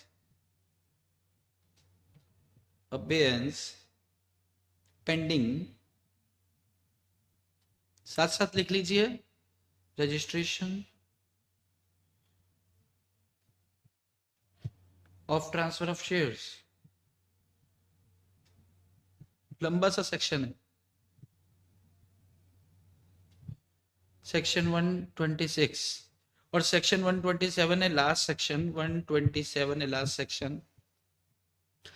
punishment for failure, punishment for failure, punishment for failure to distribute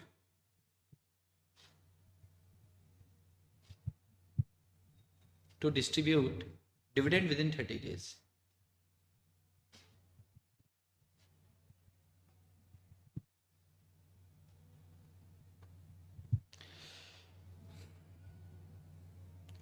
ये आपके डिविडेंड के 5 सेक्शंस हैं।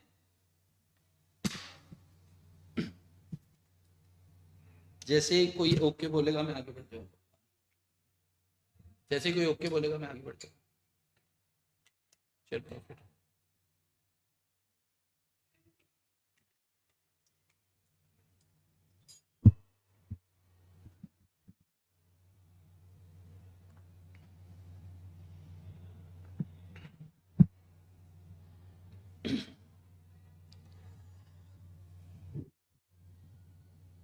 ओके चलिए ओके।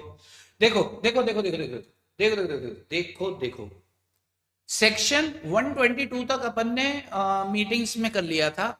सिर्फ 5 ही सेक्शंस हैं जिन्हें लर्न करना है अपन को। और 123 स्टार्ट यहां से नहीं होता कि प्रोविजंस ऑफ डिविडेंड, नहीं। 123 इस डिविडेंड चैप्टर के अंदर पहले तो उन्होंने एक आधार बताया कि डिविडेंड क्या होता है। उसके बाद ये आधार बताया कि कितने प्रकार का होता है, इंट्रिम फाइनल। इंट्रिम के साथ क्या नोटंकियां हैं और क्या प्रोविजंस फाइनल डिविडेंड के साथ है साधारण से। अब इसका डिविडेंड का कंप्यूटेशन कैसे किया जाता है, तो 2 बातें होंगी, प्रॉफिट्स है या प्रॉफिट्स नहीं है। अरे प्रॉफिट्स है तो दे दो तुम्हारे हिसाब से, लेकिन अगर प्रॉफिट्स नहीं है तो लॉ क्या कहता है, ध्यान से सुन लो। तो सेक्शन 123 प्रॉफिट्स नहीं है के केस में ज्यादा डिटेल में बात करता है। अब डिक्लेयर हो गया, डिक्लेयर होने के बाद क्या काम होगा, पेमेंट। भाई आपने विद इन 30 डेज आपकी पेमेंट कर देनी है। अगर पेमेंट नहीं हो पाई तो अनपेड। 123 से गया 124 में अनपेड, अनपेड में 7 साल तक रहा। उसके बाद क्या होगा, 125 IEPF investors education and protection fund, और वहां वो पैसा रहेगा। वहां से जो भी आए आके ले ले, 4 आने में 2 केले, बहुत बढ़िया।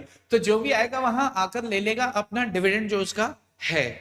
सेक्शन 126 ये थोड़ी सी अलग बात करता है, और 127 हर चैप्टर के लास्ट में एक पनिशमेंट प्रोविजन होता है, तो बस ये ध्यान रखना पनिशमेंट से पहले कुछ तो है।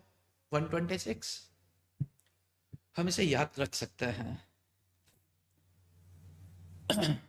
किस्मत वाले हैं हम कि लॉ ने तोड़ तोड़ के सेक्शन नहीं दी, उन्होंने एक एक सेक्शन में पूरी पूरी कहानियां कर दी ताकि सेक्शन नंबर्स में अपने को कोई दिक्कत ना आए। सबसे पहले स्टार्ट करेंगे अपन 126। ये पिक्चर से कहानी से बिल्कुल अलग चल रही है, तो इसको खत्म करते हैं। इसको ध्यान से सुनना। सेक्शन 126 मैं इसको सिर्फ अबेयंस लिख रहा हूं, ठीक है ना। अबेयंस क्या है, अब ध्यान से सुन, सिर्फ 3 मिनट ध्यान से सुनना, 126 खत्म करके आगे बढ़ेंगे। मैं कंपनी का शेयर होल्डर हूं, मेरा नाम क्या है, मिस्टर ए। एक हूं मैं मिस्टर ए, एक है मिस्टर बी। मैंने अपने शेयर्स ट्रांसफर किए मिस्टर बी को। ट्रांसफर अभी पूरा नहीं हुआ, कंप्लीट ट्रांसफर कंप्लीट नहीं हुआ। इसी दौरान कंपनी ने क्या किया कि डिविडेंड डिक्लेयर कर दिया। मैंने मिस्टर बी को, यानी कि मिस्टर पीएस ने मिस्टर बी को क्या किया कि मैं अपने शेयर्स तुम्हें बेचना चाहता हूं, खरीदोगे क्या। उससे बोला हाँ मैं तैयार हूं खरीदने को, दे दो। तो मैंने सारी कार्यवाही पूरी की। भाई मैंने क्या किया, ट्रांसफर डीड लेकर आया, और ट्रांसफर यानी कि मैंने अपनी सारी डिटेल्स लिखी, उसकी सारी डिटेल्स लिखी, और उठा के पहुंचा दिया कंपनी के पास। अब कंपनी को मान लो कि 2 दिन लग रहे, 3 दिन लग रहे हैं प्रोसीजर में, लेकिन वहां जब कागज हमने पहुंचाया तो उनकी मीटिंग चल रही थी, तो उन्होंने बोला कि यार ये ट्रांसफर को बाद में अंजाम देंगे, या मीटिंग की कार्यवाहियां होने वाली थी तो बहुत तैयारियां, बहुत काम था। तो उन्होंने बोला एक काम करो, इस कागज को साइड में रख दो, अभी बाद में बात करते हैं, पहले मीटिंग कर लेते, ये वो सब। मान लो कि उस ट्रांसफर को अंजाम नहीं दिया गया। अब हम ये जानते हैं कि डिविडेंड किसे दिया जाता है, मेंबर को। मेंबर कौन होता है, जिसका नाम रजिस्टर ऑफ मेंबर्स में लिखा होता है। ट्रांसफर में क्या होता है कि रजिस्टर में मेरा नाम है, और मैं कंपनी को बोलूंगा कंपनी ये शेयर्स उन्हें दे दो, तो कंपनी बोलेगी उन्हें दे दें, अच्छा दे देते हैं। अगर कंपनी ने उन्हें दे दिए तो मेरा नाम डिलीट करके उसका नाम लिख दिया जाएगा, और फ्रेश सर्टिफिकेट उसे दे दिया जाएगा। लेकिन क्योंकि प्रोसेस पूरी हुई नहीं, तो मेरा नाम ही रजिस्टर में लिखा हुआ है, उस बंदे का नाम रजिस्टर में नहीं चढ़ा है, तो डिविडेंड किसे मिलेगा, मुझे या उसे। कंपनी के पास एप्लीकेशन तो पहुंच चुकी है, लेकिन रजिस्टर में नाम नहीं चढ़ा है, तो कंपनी भी कंफ्यूज है कि इसे दें जिसका नाम है, या उसे दें जिसके नाम होने वाला है। तो जब कंपनी कंफ्यूज हो जाती है तो उठा के अनपेड डिविडेंड अकाउंट में डाल देती है कि यार 10 दिन बाद वो मेंबर बन जाएगा तो उस समय उसको दे देंगे। क्लियर है। लेकिन अगर मैं उस कागज के साथ बोलता हूं अरे साहब डिविडेंड उसी को दे देना, अगर मैंने लिखित में अपनी सहमति दे दी है, इस बात के निर्देश, मेंबर हूं, मालिक हूं, इस बात के निर्देश दे दिए हैं कि डिविडेंड उसे दे दिए जाए, तो फिर डिविडेंड उसी व्यक्ति को दे दिए जाएंगे। ये अबेयंस बोल रहा है। बात समझ में आती है क्या? Whose name in the register will get dividend? Yes. Abeyance समझ में आ रहा है तो अंगूठा।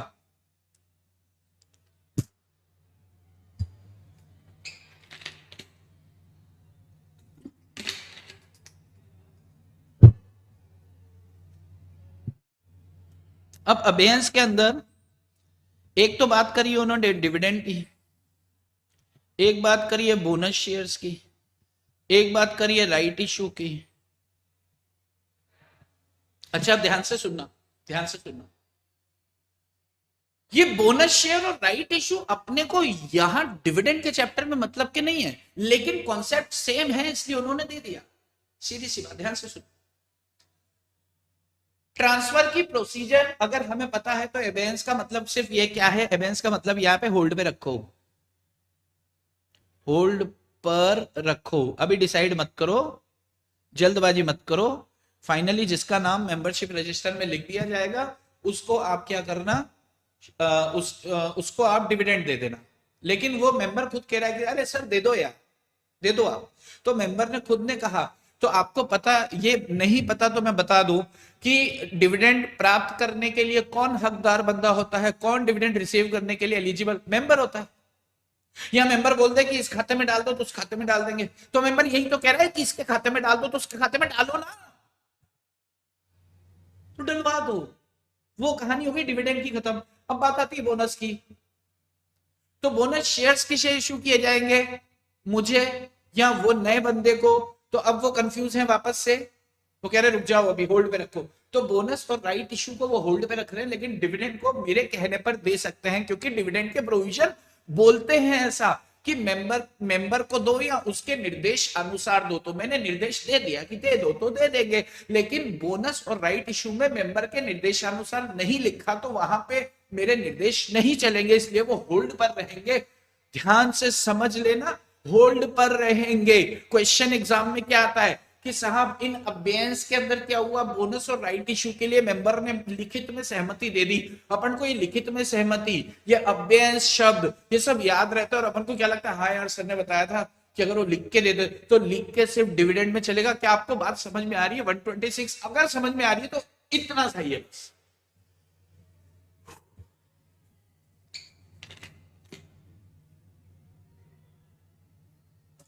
अंगूठा आ चुका है, डन लिख देना please.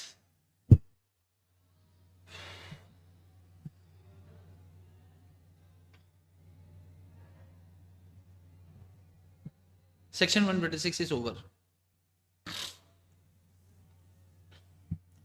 Yes sir, crystal clear. Okay चलो, अब हम आते हैं प्रोसीजर। प्रोसीजर क्या है? एक एक फोटो बना रहे हैं अभी, अभी हम एक फोटो बना रहे हैं प्रोसीजर का। आप चाहो तो साथ साथ बना सकते हो, ठीक है। प्रोसीजर किस चीज की प्रोसीजर जी? डिविडेंड की। जो अपन ने कहानी डिस्कस की ना, सबसे पहला काम क्या होता है? डिविडेंड। आप चाहें तो साथ साथ बना लें। सबसे पहला काम क्या होता है? Dividend recommended by board of directors. Dividend का रिकमेंडेशन कौन करता है? Board of directors. अब डिक्लेरेशन बाय या approved by share holders in general AGM. AGM ordinary business होता है, ऑर्डिनरी रेजोल्यूशन पास कर दो, अच्छी बात है। पेमेंट ऑफ, पेमेंट कितने दिन में करना है? Payment of dividend with in 30 days.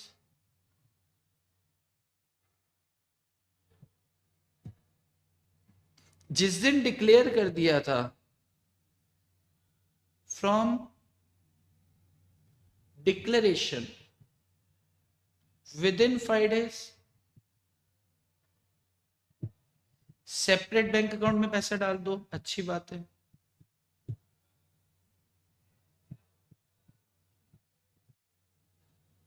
इसके बाद क्या करें? इसके बाद पेमेंट करो। इसके बाद क्या करो?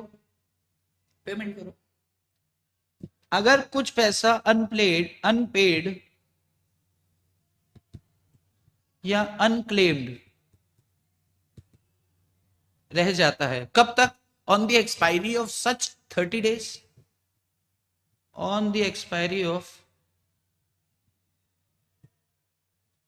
30 डेज। अगर 30 दिन के बाद भी पैसा वहां बच जाता है तो क्या होगा? तो उस पैसे को विद इन 7 डेज, उस पैसे को विद इन 7 डेज किस में ट्रांसफर कर देना है? अरे यार ये कहां गया?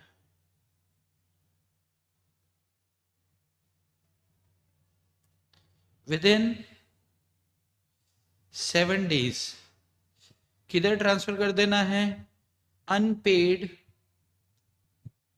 Dividend account. यहां पे इस पैसे को क्या कर देना है आपको? ट्रांसफर। आप ये शॉर्ट में ये बना लेना, एक अपन प्रोसीजर बना रहे टुकड़े से। तो आप जैसे ही एक पेज देखोगे पूरी प्रोसीजर मैं आपको क्यों दूसरी बार बता रहा हूँ, ये थोड़ी देर बाद आपको समझ आएगा, तब आपको लगेगा हाँ यार कुछ तो बात रही होगी ना, एवं टाइम पास नहीं हो रहा था। चलो जी, unpaid dividend account, unpaid dividend account में ट्रांसफर किया तो क्या, नहीं किया तो क्या। अगर नहीं किया तो 12% पर एनम इंटरेस्ट के साथ पे करो।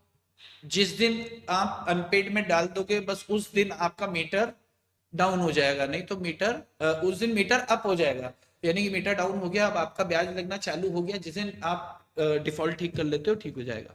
लेकिन अनपेड डिविडेंड अकाउंट में आपने डाल दिया है, बहुत अच्छी बात है, पैसा आ गया उधर, हाँ आ गया। अब एक स्टेटमेंट, एक रिपोर्ट तैयार करो जो अपन को वेबसाइट पे डालनी है विद इन 90 डेज।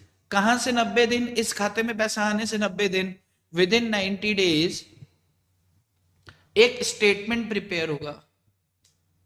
प्रिपेयर है स्टेटमेंट जिसके कंटेंट्स में 3 बातें ध्यान रखना।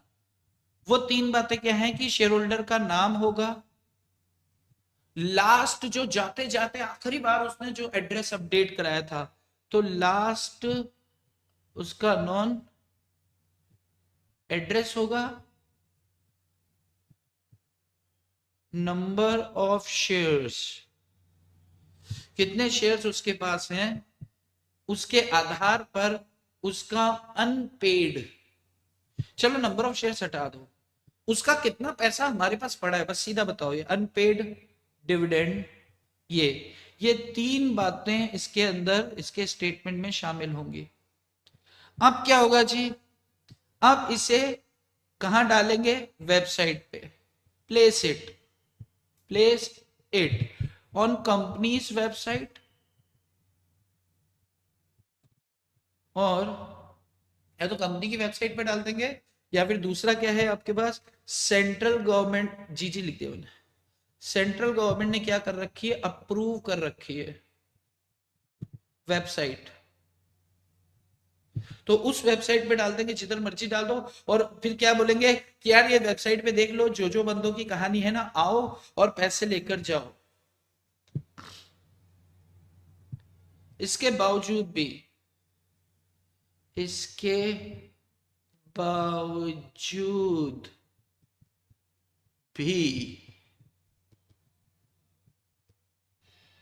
if balance remains with unpaid dividend account तो such amount shall be transferred to IEPF। IEPF में इस पैसे को डाल दिया जाए, कितने समय में, 7 years, along with interest।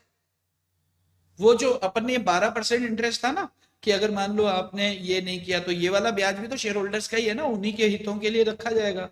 तो अलॉन्ग विद इंटरेस्ट, डिविडेंड मतलब unpaid dividend amount plus interest, ये सारा पैसा उठा के आईईपीएफ में डाल दिया जाएगा। और फिर आईईपीएफ से हिसाब किताब होगा, क्या होगा वो देखेंगे अभी।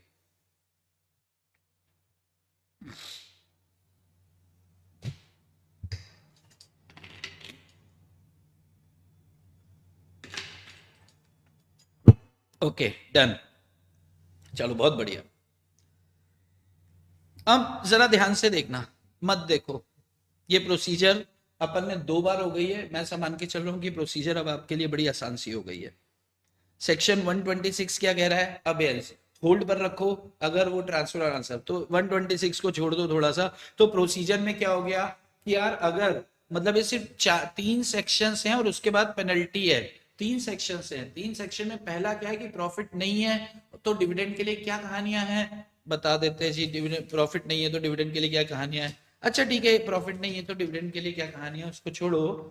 अनपेड डिविडेंड अकाउंट क्या होता है, अनपेड मतलब अनक्लेम्ड और अनपेड डिविडेंड जिनका रह जाता है उनके लिए अलग से खाता बनाया जाता है। सेक्शन 124 में सारी प्रोसीजर है, 124 इज ओवर अगर देखा जाए तो। और मैं अभी लिखूंगा ना तो सिर्फ बस लिख के खत्म कर दूंगा, that is over. Section 124 near about over, लेकिन आईईपीएफ बहुत बड़ा है, उसको तो लेना ही है।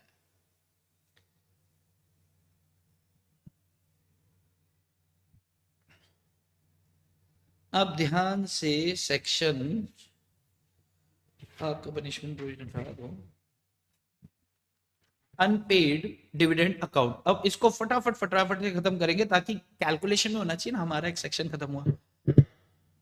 सेक्शन 124, देखो हम प्रोसीजर खत्म कर रहे हैं, ऊपर टेक्निकल है कि डिविडेंड कितना डिक्लेयर करना है, उसको थोड़ी देर के लिए होल्ड पे रख रहे हैं, क्योंकि अभी अपन ने प्रोसीजर पे इतने बात किया ना, तो पहले 124 125 खत्म करेंगे, 126 कर चुके हैं, और नीचे तो पनिशमेंट कितना लगेगा इन केस ऑफ उल्लंघन, तो फिर उसमें कोई दिक्कत वाली बात नहीं है, तो इनको ऐसे लेंगे और खत्म कर देंगे, फिर वो टेक्निकल चीज को पकड़ेंगे, है ना। इसलिए मैंने आपको बोला था 1.5 दिन लगेगा, मेरे को मालूम था प्रोसीजर रटाने में थोड़ा समय लगता है, और ये प्रोसीजर ऑलमोस्ट बच्चों को पता थी 80% को, मैं सिर्फ उस 20% के लिए इसको 2 बार 3 बार बात कर रहा हूँ। 124 अनपेड डिविडेंड अकाउंट, साथ साथ लिखते जाएंगे, जल्दी खत्म हो जाएगा। डिविडेंड डिक्लेयर हुआ, ठीक है, उसमें से जो पैसा ना ही क्लेम किया किसी ने, ना ही पेड किया, तो इसी को क्या बोलते हैं अपन, अनपेड। इसी को क्या बोल देते हैं, अनपेड। 30 दिन तक, 30 दिन तक इंतजार किया जाता है। कंपनी ने डिक्लेयर कर दिया 30 दिन तक इंतजार करो, कुछ बढ़ जाएगा, जो रह जाएगा, जो रह जाएगा उसको विद इन 7 डेज इस खाते में डाल देते हैं, यही बात कह रहे हैं। Within 7 days, 7 days TRFR to उड्डा, खत्म। तीसरी बात, कहां, एक सेपरेट बैंक अकाउंट खोला जाएगा, शेड्यूल बैंक में। शेड्यूल बैंक किसी ने बोला था, RBI वाला, बिल्कुल बिल्कुल वही। चौथी बात, 90 डेज वाला स्टेटमेंट, कंटेंट्स वही जो मैंने अभी प्रोसीजर में बता दिया।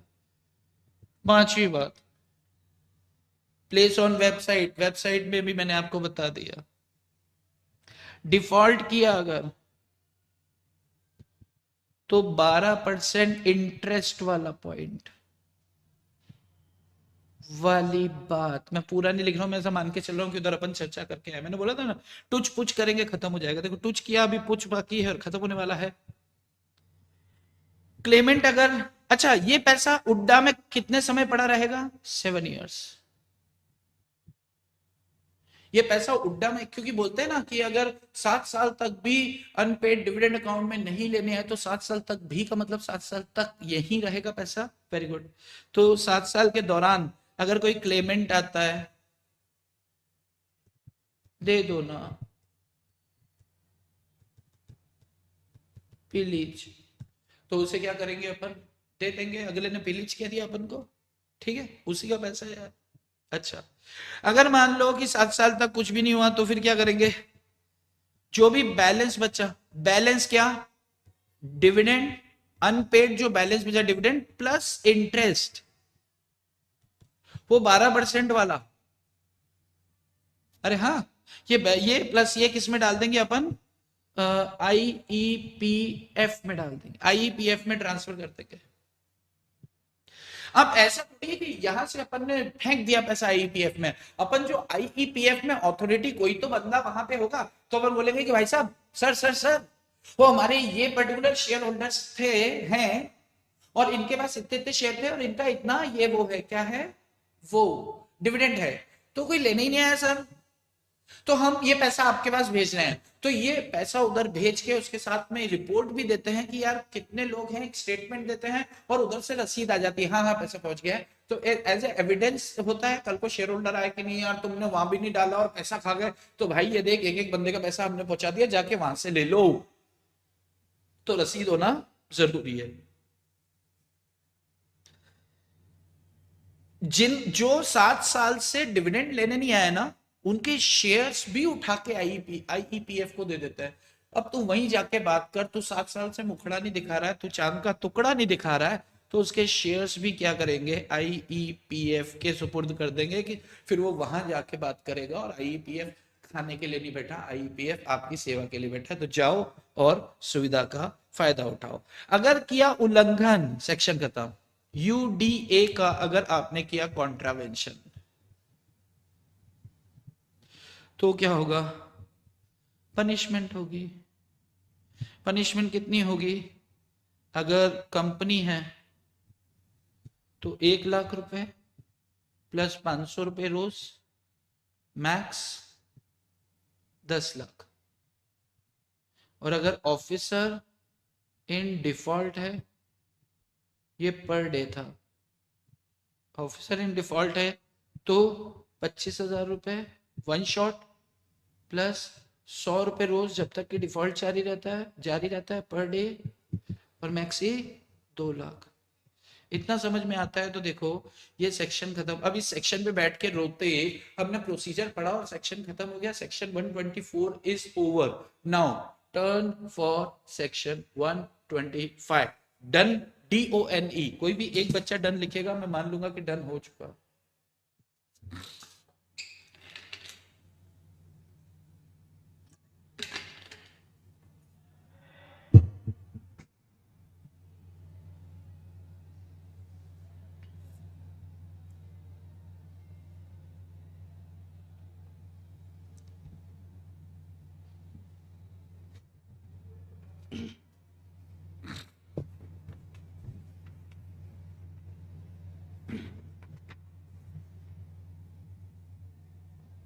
Done, okay.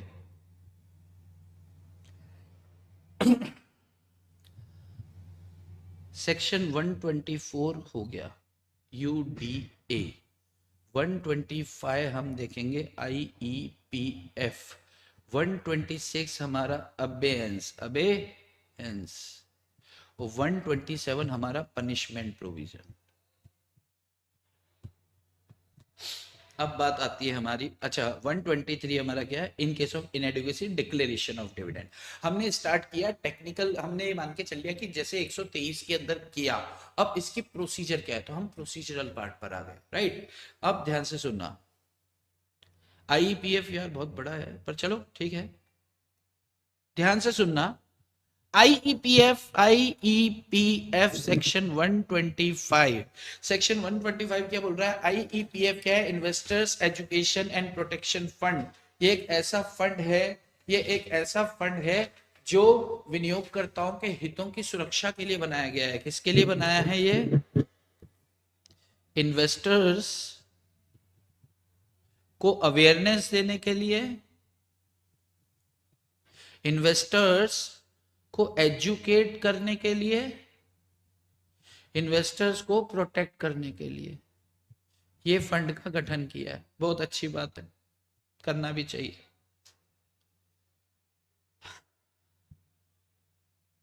सर ये डेज कब से काउंट होगा?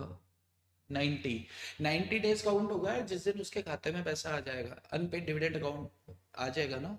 देखो आया ना डाउट, इसलिए मैंने बोला था प्रोसीजर ध्यान से सुनना।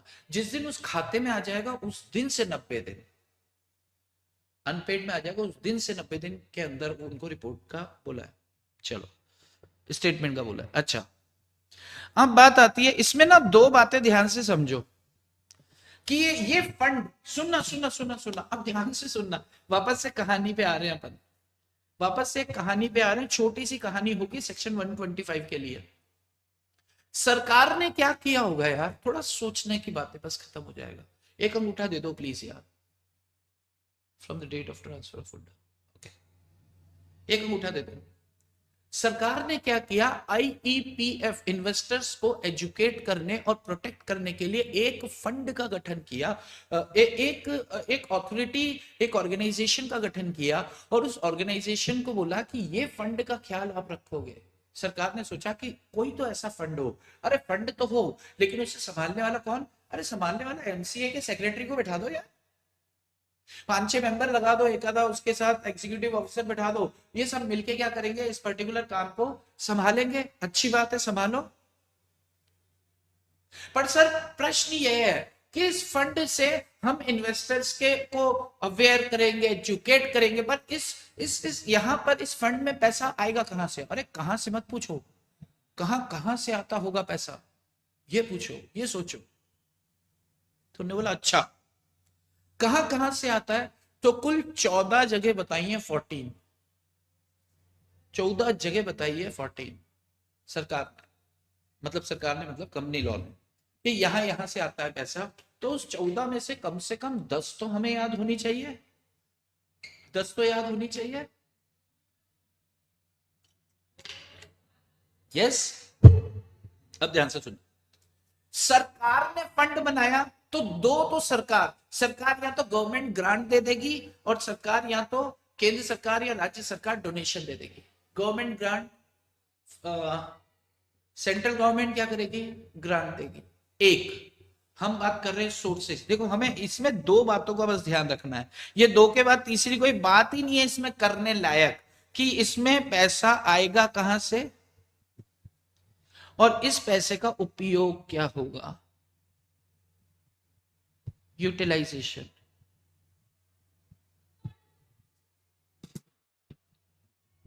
यस, अच्छा अच्छा, अब एक बात का ध्यान से सुनना, बिल्कुल ध्यान से सुनना, समझेंगे मजा आ जाएगा यार। देखो, इक्विटी शेयर होल्डर्स इन्वेस्टर्स हैं, प्रिफरेंस शेयर होल्डर्स इन्वेस्टर्स हैं, डिपॉजिट्स, पब्लिक से डिपॉजिट एक्सेप्ट किया वो भी इन्वेस्टर्स हैं, डिबेंचर्स इशू किए वो भी इन्वेस्टर्स हैं, सब इन्वेस्टर हैं चारों। और इनकी मेच्योरिटी डेट आ गई, पब्लिक डिपॉजिट की मेच्योरिटी डेट आ गई, और कंपनी ढूंढ रही है कहां गया, पैसा देना था, पैसा देना दिया, 7 साल तक उन्होंने इंतजार किया लेकिन नहीं आया, आईईपीएफ में डाल। डिबेंचर्स की रीपेमेंट करनी थी तो ढूंढ रहे कहां 7 साल तक कंपनी अपने पास रखेगी, उसके बाद आईईपीएफ में डाल दो। प्रेफरेंस शेयर होल्डर्स का रिडेम्पशन हो गया और ढूंढ रहे कहां नहीं मिल रहा है, 7 साल तक अपने पास रखो, उसके बाद उधर डाल दो। इक्विटी शेयर होल्डर्स का डिविडेंड डिक्लेयर किया था, अनपेड वहां से जो बैलेंस आया, अभी अपन ने बात किया, तो इसको भी क्या करो, उधर डाल दो। और जो ब्याज मिला था 12%, वो भी तो उड्डा उड्डा में पड़ा है, वो ब्याज भी इधर डाल दो। यस, 5 पॉइंट्स हैं, सिर्फ आपको टेक्निक समझनी है कि यार कैसे याद रखना है। मैं बताऊंगा अभी आपको, बताऊंगा आपको फिर ध्यान से सुनो, वापस से सुनो। मैंने कंपनी के शेयर्स खरीदने के लिए एप्लीकेशन मनी दिया, एप्लीकेशन मनी दे दिया, मैंने शेयर्स रिजेक्ट कर दिया, और मुझे जब पैसे वापस भेजे गए तो किसी कारण से मेरा खाता, मैंने या तब तक मैंने खाता बंद करा दिया था, कुछ तो हुआ था कि वो पैसे वापस नहीं आ पाए, तो कंपनी क्या करेगी, 7 साल तक रखेगी अपने पास। सबके अलग अलग प्रोविजंस हैं, कंपनी 7 साल तक अपने पास रखेगी, लेकिन फाइनली वो पैसा किसका है, कंपनी का तो नहीं है, इन्वेस्टर्स का है। जिस दिन डिक्लेयर हो गया था वो कंपनी का पैसा नहीं था, इन्वेस्टर्स का था। तो अब कंपनी इंतजार कर सकती है मैक्सिमम, लेकिन उस पैसे को इस्तेमाल नहीं कर सकती, तो सरकार कहती है अब वो नहीं आया तो छोड़ो यार, अपन इस्तेमाल करते हैं, आएगा तो हम देख लेंगे। यस, तो 5 से 6 केसेस, ध्यान से सुनना, एप्लीकेशन मनी 7 साल तक कंपनी रखेगी, उसके बाद आईपीएफ में डाल देगी। पब्लिक से डिपॉजिट एक्सेप्ट किया है, अगर वो बैंकिंग कंपनी नहीं है, क्योंकि बैंक तो डिपॉजिट खाते बनाते हैं, तो पब्लिक से डिपॉजिट किया है, मेच्योर हो गए 7 साल तक। डिबेंचर्स मेच्योर हो गए, 7 साल तक अपने पास पैसा रखो फिर चुकाओ, ठीक है। प्रेफरेंस शेयर होल्डर्स मेच्योर हो गए, 7 साल तक पैसा अपने पास रखो, उसके बाद आईपीएफ में डाल दो, वहां से जो यहां नहीं आए वहां आए तो ले जाए। 4 पॉइंट्स हो गए। 5वीं बात, ये पहले 3 पॉइंट्स का इंटरेस्ट एप्लीकेशन का अगर आपने पढ़ा हो तो ब्याज के साथ देते हैं, अगर कंपनी के पास रह जाता है, आपको सारा पता है, तो वो इंटरेस्ट अमाउंट भी हो गया। 4 और 1 5 पॉइंट्स हो गए 7 साल वाले। अरे हो गए क्या? आखिरी अनपेड डिविडेंड अकाउंट, तो 6 पॉइंट्स यहां से हो जाते हैं कि इसके सोर्सेस क्या है। 6 पॉइंट्स हो गए। 2 सरकार, सेंट्रल गवर्नमेंट ग्रांट देती है या फिर सेंट्रल या स्टेट गवर्नमेंट डोनेशन देती है। 2 पॉइंट्स, 2 पॉइंट्स क्या, कंपनीज एक्ट 1956 में यही प्रोविजंस थे, 2013 में भी यही प्रोविजंस है। सेक्शन नंबर बदल गए, अथॉरिटी बदल गई, तो फंड बदल गए, उधर भी आईईपीएफ था, इधर भी। तो पुराने वाले आईईपीएफ में जो भी पैसा पड़ा था वो क्या करेंगे, ऐसे ऐसे ऐसे ऐसे करके नए वाले में डाल देंगे, जा रहा है जा रहा है, देखो दिखा दिखा, हाँ गया। यानी कि जो कंपनीज एक्ट 1956 में आईईपीएफ में दो जगह से आईईपीएफ के लिए या इस ऑब्जेक्ट के लिए दो जगह पैसा आता था। एक तो जनरल रेवेन्यू अकाउंट में आता था, एक आईईपीएफ में आता था। तो ये दोनों पैसे उठा के नए वाले आईईपीएफ, अब जनरल रेवेन्यू वाला सीन इन्होंने बोला जाने दो, आईईपीएफ में ही डाल दो सारा पैसा। तो 2 पॉइंट्स वहां से हो गए।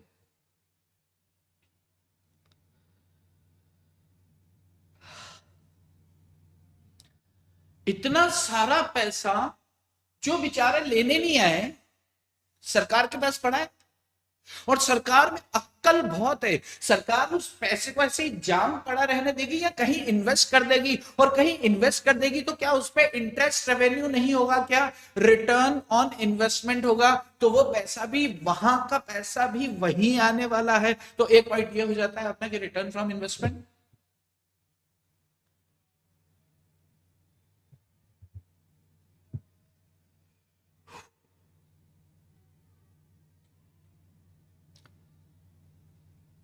और एक बात हो जाती है कि अमाउंट ऑफ डिस्गॉर्जमेंट। ये डिस्गॉर्जमेंट की बात अभी अपन करेंगे थोड़ी देर बाद में।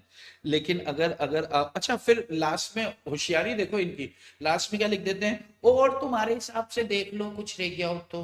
अच्छा, तो सोर्सेस, कितने लोगों को समझ आ रहा है कि सोर्सेस का लिंक बना? देखो आप अगर जैसे मॉड्यूल नोट्स किधर भी देखोगे, कहीं ना कहीं अपन ऐसा लगता है एक साथ 14 पॉइंट है, लेकिन उसके टुकड़े तोड़े अपन। तो मैं सोर्सेस का एक फोटो बना दूं क्या यहाँ पर? ये सोर्सेस का फोटो, कहां कहां से पैसा आने वाला है आईईपीएफ में। तो सबसे पहला गवर्नमेंट ग्रांट, साथ साथ बना लें आप, सेंट्रल गवर्नमेंट दे देगी। एक हमने बात किया, दो हैं तो donation from central government slash state government, कोई भी दे देगी, ठीक है।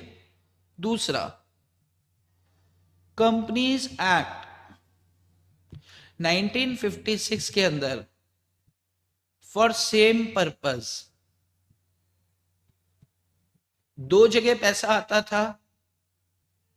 एक तो आईईपीएफ में आता था पुराने वाले कंपनीज एक्ट 1956 में, और दूसरा आपका क्या नाम है, revenue, general revenue account account. तो जितना भी पैसा यहां पड़ा है विद पुराना वाला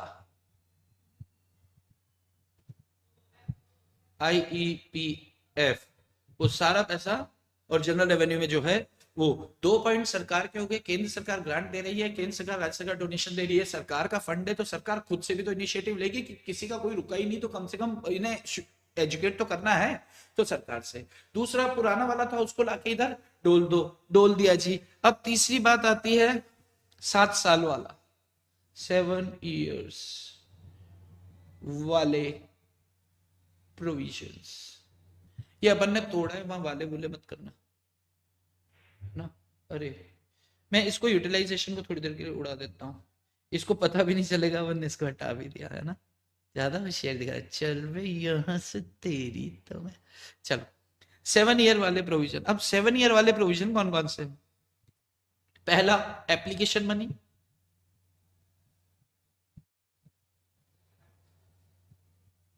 7 ईयर वाले प्रोविजन मतलब क्या है कि जब एप्लीकेशन मनी अपन पढ़ेंगे ना कि एप्लीकेशन मनी आई, हमने शेयर्स अलॉट नहीं किए, तो अलॉटमेंट ऑफ शेयर्स में वहां पे इसके प्रोविजंस होंगे कि 7 साल तक कंपनी को ये पैसा अपने पास रख लेना किसी दूसरे खाता में संभाल के, और फिर क्या करना कि उसको फिर इन्वेस्टर्स एजुकेशन प्रोटेक्शन फंड में डाल दो, क्योंकि वो पैसा कंपनी का तो नहीं है और जो जिसका था वो आया भी नहीं है, तो उसकी कॉम के लिए वो पैसा इस्तेमाल किया जाएगा। तो 7 ईयर्स वाले प्रोविजन ऐसे करके मैंने 4-5 पॉइंट्स अलग से निकाल दिए हैं। ये हो गया। Number 2 mature deposit, number 3 mature debentures, number 4 interest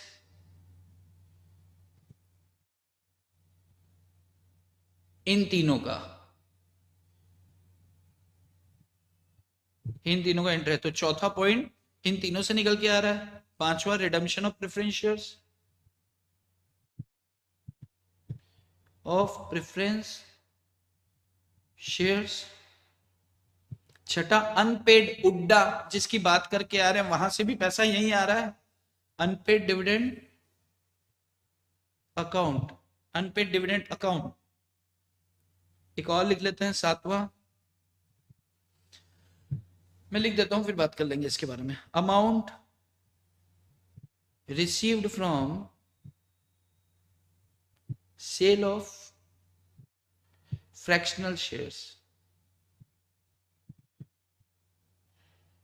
merger acquisition के केस में या बोनस जब इशू करते हैं उस केस में कुछ शेयर्स फ्रैक्शन में रह जाते हैं, तो फ्रैक्शन में हिसाब किताब नहीं करते, फ्रैक्शनल शेयर्स को बेच देते हैं, और वो जो पैसा होता है तो जिसका है उसे देना था, बट 7 साल तक वो आया नहीं, तो नहीं आया तो भाई साहब अब क्या करो, आईईपीएफ में डाल दो।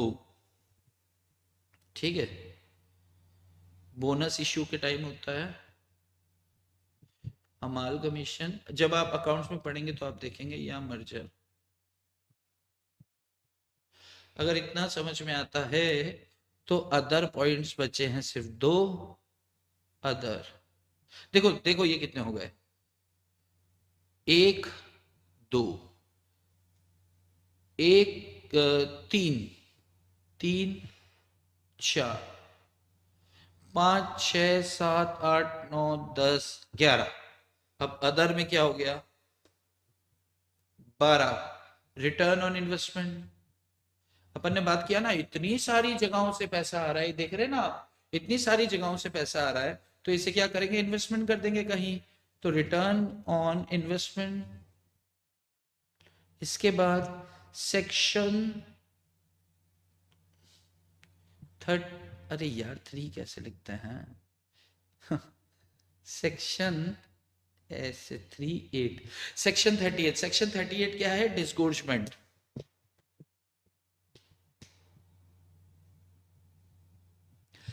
जब आप प्रोस्पेक्टस, जब अपन प्रोस्पेक्टस पढ़ेंगे ना, तो वहां पे देखेंगे कि यार कोई अगर बदमाशियां किए जा रहा है, फर्जी नाम में शेयर्स खरीद रहा है, तो वहां पे देखेंगे कि यार जब ट्रिब्यूनल को गुस्सा आता है तो सारे शेयर्स पकड़ के बेच देता है, उठा के पैसा अपने ये आईईपीएफ के अंदर डाल देता है कि इन्वेस्टर्स एजुकेशन प्रोटेक्शन फंड। फिर किसी को तकलीफ हुई कि अरे सर उसके साथ साथ मेरे भी चले गए, देखो ना मैं तो कितना मासूम हूँ, तो फिर वो मासूम अपनी मासूमियत को प्रस्तुत कर देता है, समझा देता है, तो फिर वो वहां से पैसा ले जाएगा। लेकिन हाँ, उठाने की बात कर रहा है, अभी सोर्सेस की बात कर रहे हैं, तो सोर्स में एक ही हो गया, और अदर सोर्सेस जो रूल 16 में बताया। ये टोटल 14 पॉइंट्स हैं, लिख लीजिए आप। Monica, you are best teacher, you people are very best, मेरे से भी ज्यादा बेस्ट तो आप हैं, क्योंकि आप लोग बैठे हैं 1 घंटे से, और एक चैप्टर हमारा खत्म भी होने वाला है। ओ तेरी 5-6 बजने वाले हैं।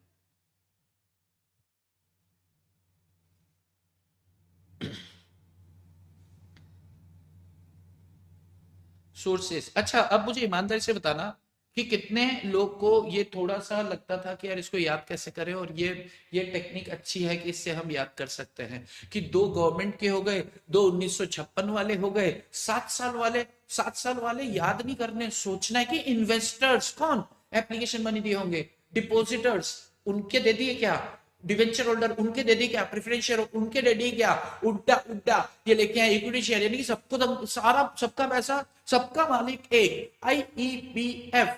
Yes, investors education and protection, नाम ही उन्होंने इसलिए रखा, पहले एजुकेट कर लो फिर प्रोटेक्ट कर दो, तो एजुकेशन एंड प्रोटेक्शन। कुछ बच्चे आईपीएफ कर देते हैं, प्रोटेक्शन एंड एजुकेशन, पहले प्रोटेक्ट करके कौन पढ़ाता है भाई, पहले पढ़ाओ फिर सुरक्षा करो, ध्यान रखना आईपीएफ नहीं है, आईपीएफ है। अब तो बहुत इजी हो गया है। अब यार वो मैंने टाइम का ध्यान नहीं रहा, पर 5:52 हो गए हैं, और हमारा जो समय है वो मतलब अगली क्लास जो 6 बजे की है, तो मैं ऐसा मान के चलूं क्या कि ये सोर्सेस तक जितना हमने डिस्कस किया वो आपको ओके है। कल हम डिविडेंड को न सिर्फ खत्म करेंगे, थोड़ा सा बचा है, न सिर्फ हम खत्म करेंगे बल्कि इसके जितने भी क्वेश्चंस हैं वो सारे क्वेश्चंस कल करेंगे। कल हम डॉट 4 बजे मिलने वाले हैं। कल हम पक्के में कितने बजे मिलने वाले हैं? डॉट 4 बजे। तो न सिर्फ हम डिविडेंड को खत्म करेंगे बल्कि सारे क्वेश्चंस करेंगे। 6 नंबर का है, अगर 2 दिन के अंदर 6 नंबर आते हैं भाई, इससे अच्छा सौदा नहीं मिलेगा। तो कल जो लोग आज उपस्थित हैं, प्लीज आप क्या करना कि फेस टू फेस रहते हो ना, मतलब फेस टू फेस का मतलब है लाइव रहते हो ना, तो आपसे कुछ ना कुछ चर्चा होती रहती है। किसी का कोई ऐसा डाउट आ जाता है जो सबके लिए महत्वपूर्ण होता है, और जब रिकॉर्डिंग देखते हैं ना तो डाउट लिखा हुआ दिखता नहीं है और सिर्फ जवाब सुनाई देता है। तो कोशिश करें कि अगर आपके पास समय हो, नहीं है तो आप रिकॉर्डेड देख ही रहे हैं, मैं प्राइवेट तो नहीं करवा रहा हूं, लेकिन अगर समय हो तो प्लीज जरूर आए समय पर, ठीक है? चलिए, तो बॉस आज के लिए इतने ही रखें क्या? चलिए, आज के लिए इतना ही। आपकी शाम खूबसूरत हो बॉस। एक छोटी सी विनती है, जितना हमने लिखा है, जो लिखा है बस उसको पढ़ के आना। कल मुश्किल से 10 मिनट का समय लगेगा, इतनी सी विनती है। कल मैं आपको बोलूंगा कि यार देख, 20 मिनट कल का और 20 मिनट आज का, तो डिविडेंड खत्म करना है तो 40 मिनट, ये मैं आपसे कल कहूंगा पढ़ने को। आज बिल्कुल आपको नोट्स पे नोट्स या बुक या मॉड्यूल पे जाने की जरूरत नहीं है। आज जितना लिखा है उस प्रोसीजर को बस एक 5 से 7 रोटी खाते समय ना, रोटी नहीं खाते अपन आराम से जब, तो खाते समय कागज हाथ जहां पड़े हो वो ले लेना कि हाँ अरे हो गया है, तो बस इतना ही लगेगा। कल मैं आपको 40 मिनट्स का दूंगा, क्योंकि कल मैं आपको थोड़ा सा डिविडेंड का काम भी देने वाला हूँ। मुझे लग रहा है पता नहीं क्यों यहाँ से एक अच्छा क्वेश्चन बनने की संभावना है। और अच्छा क्वेश्चन का मतलब याद है, वो एक एक वर्ड पे आप बहुत जगह फिसलते हो, बस वहां पे देखना है मुझे। बात समझ में आ रही है? Yes, yes. चलिए, तो आज के लिए इतना ही। आपकी शाम खूबसूरत हो, बाकी चर्चा करेंगे हम कल। चलिए जी, जय श्री कृष्णा, बाय बाय जी। हाँ, आज तो गला दुख गया।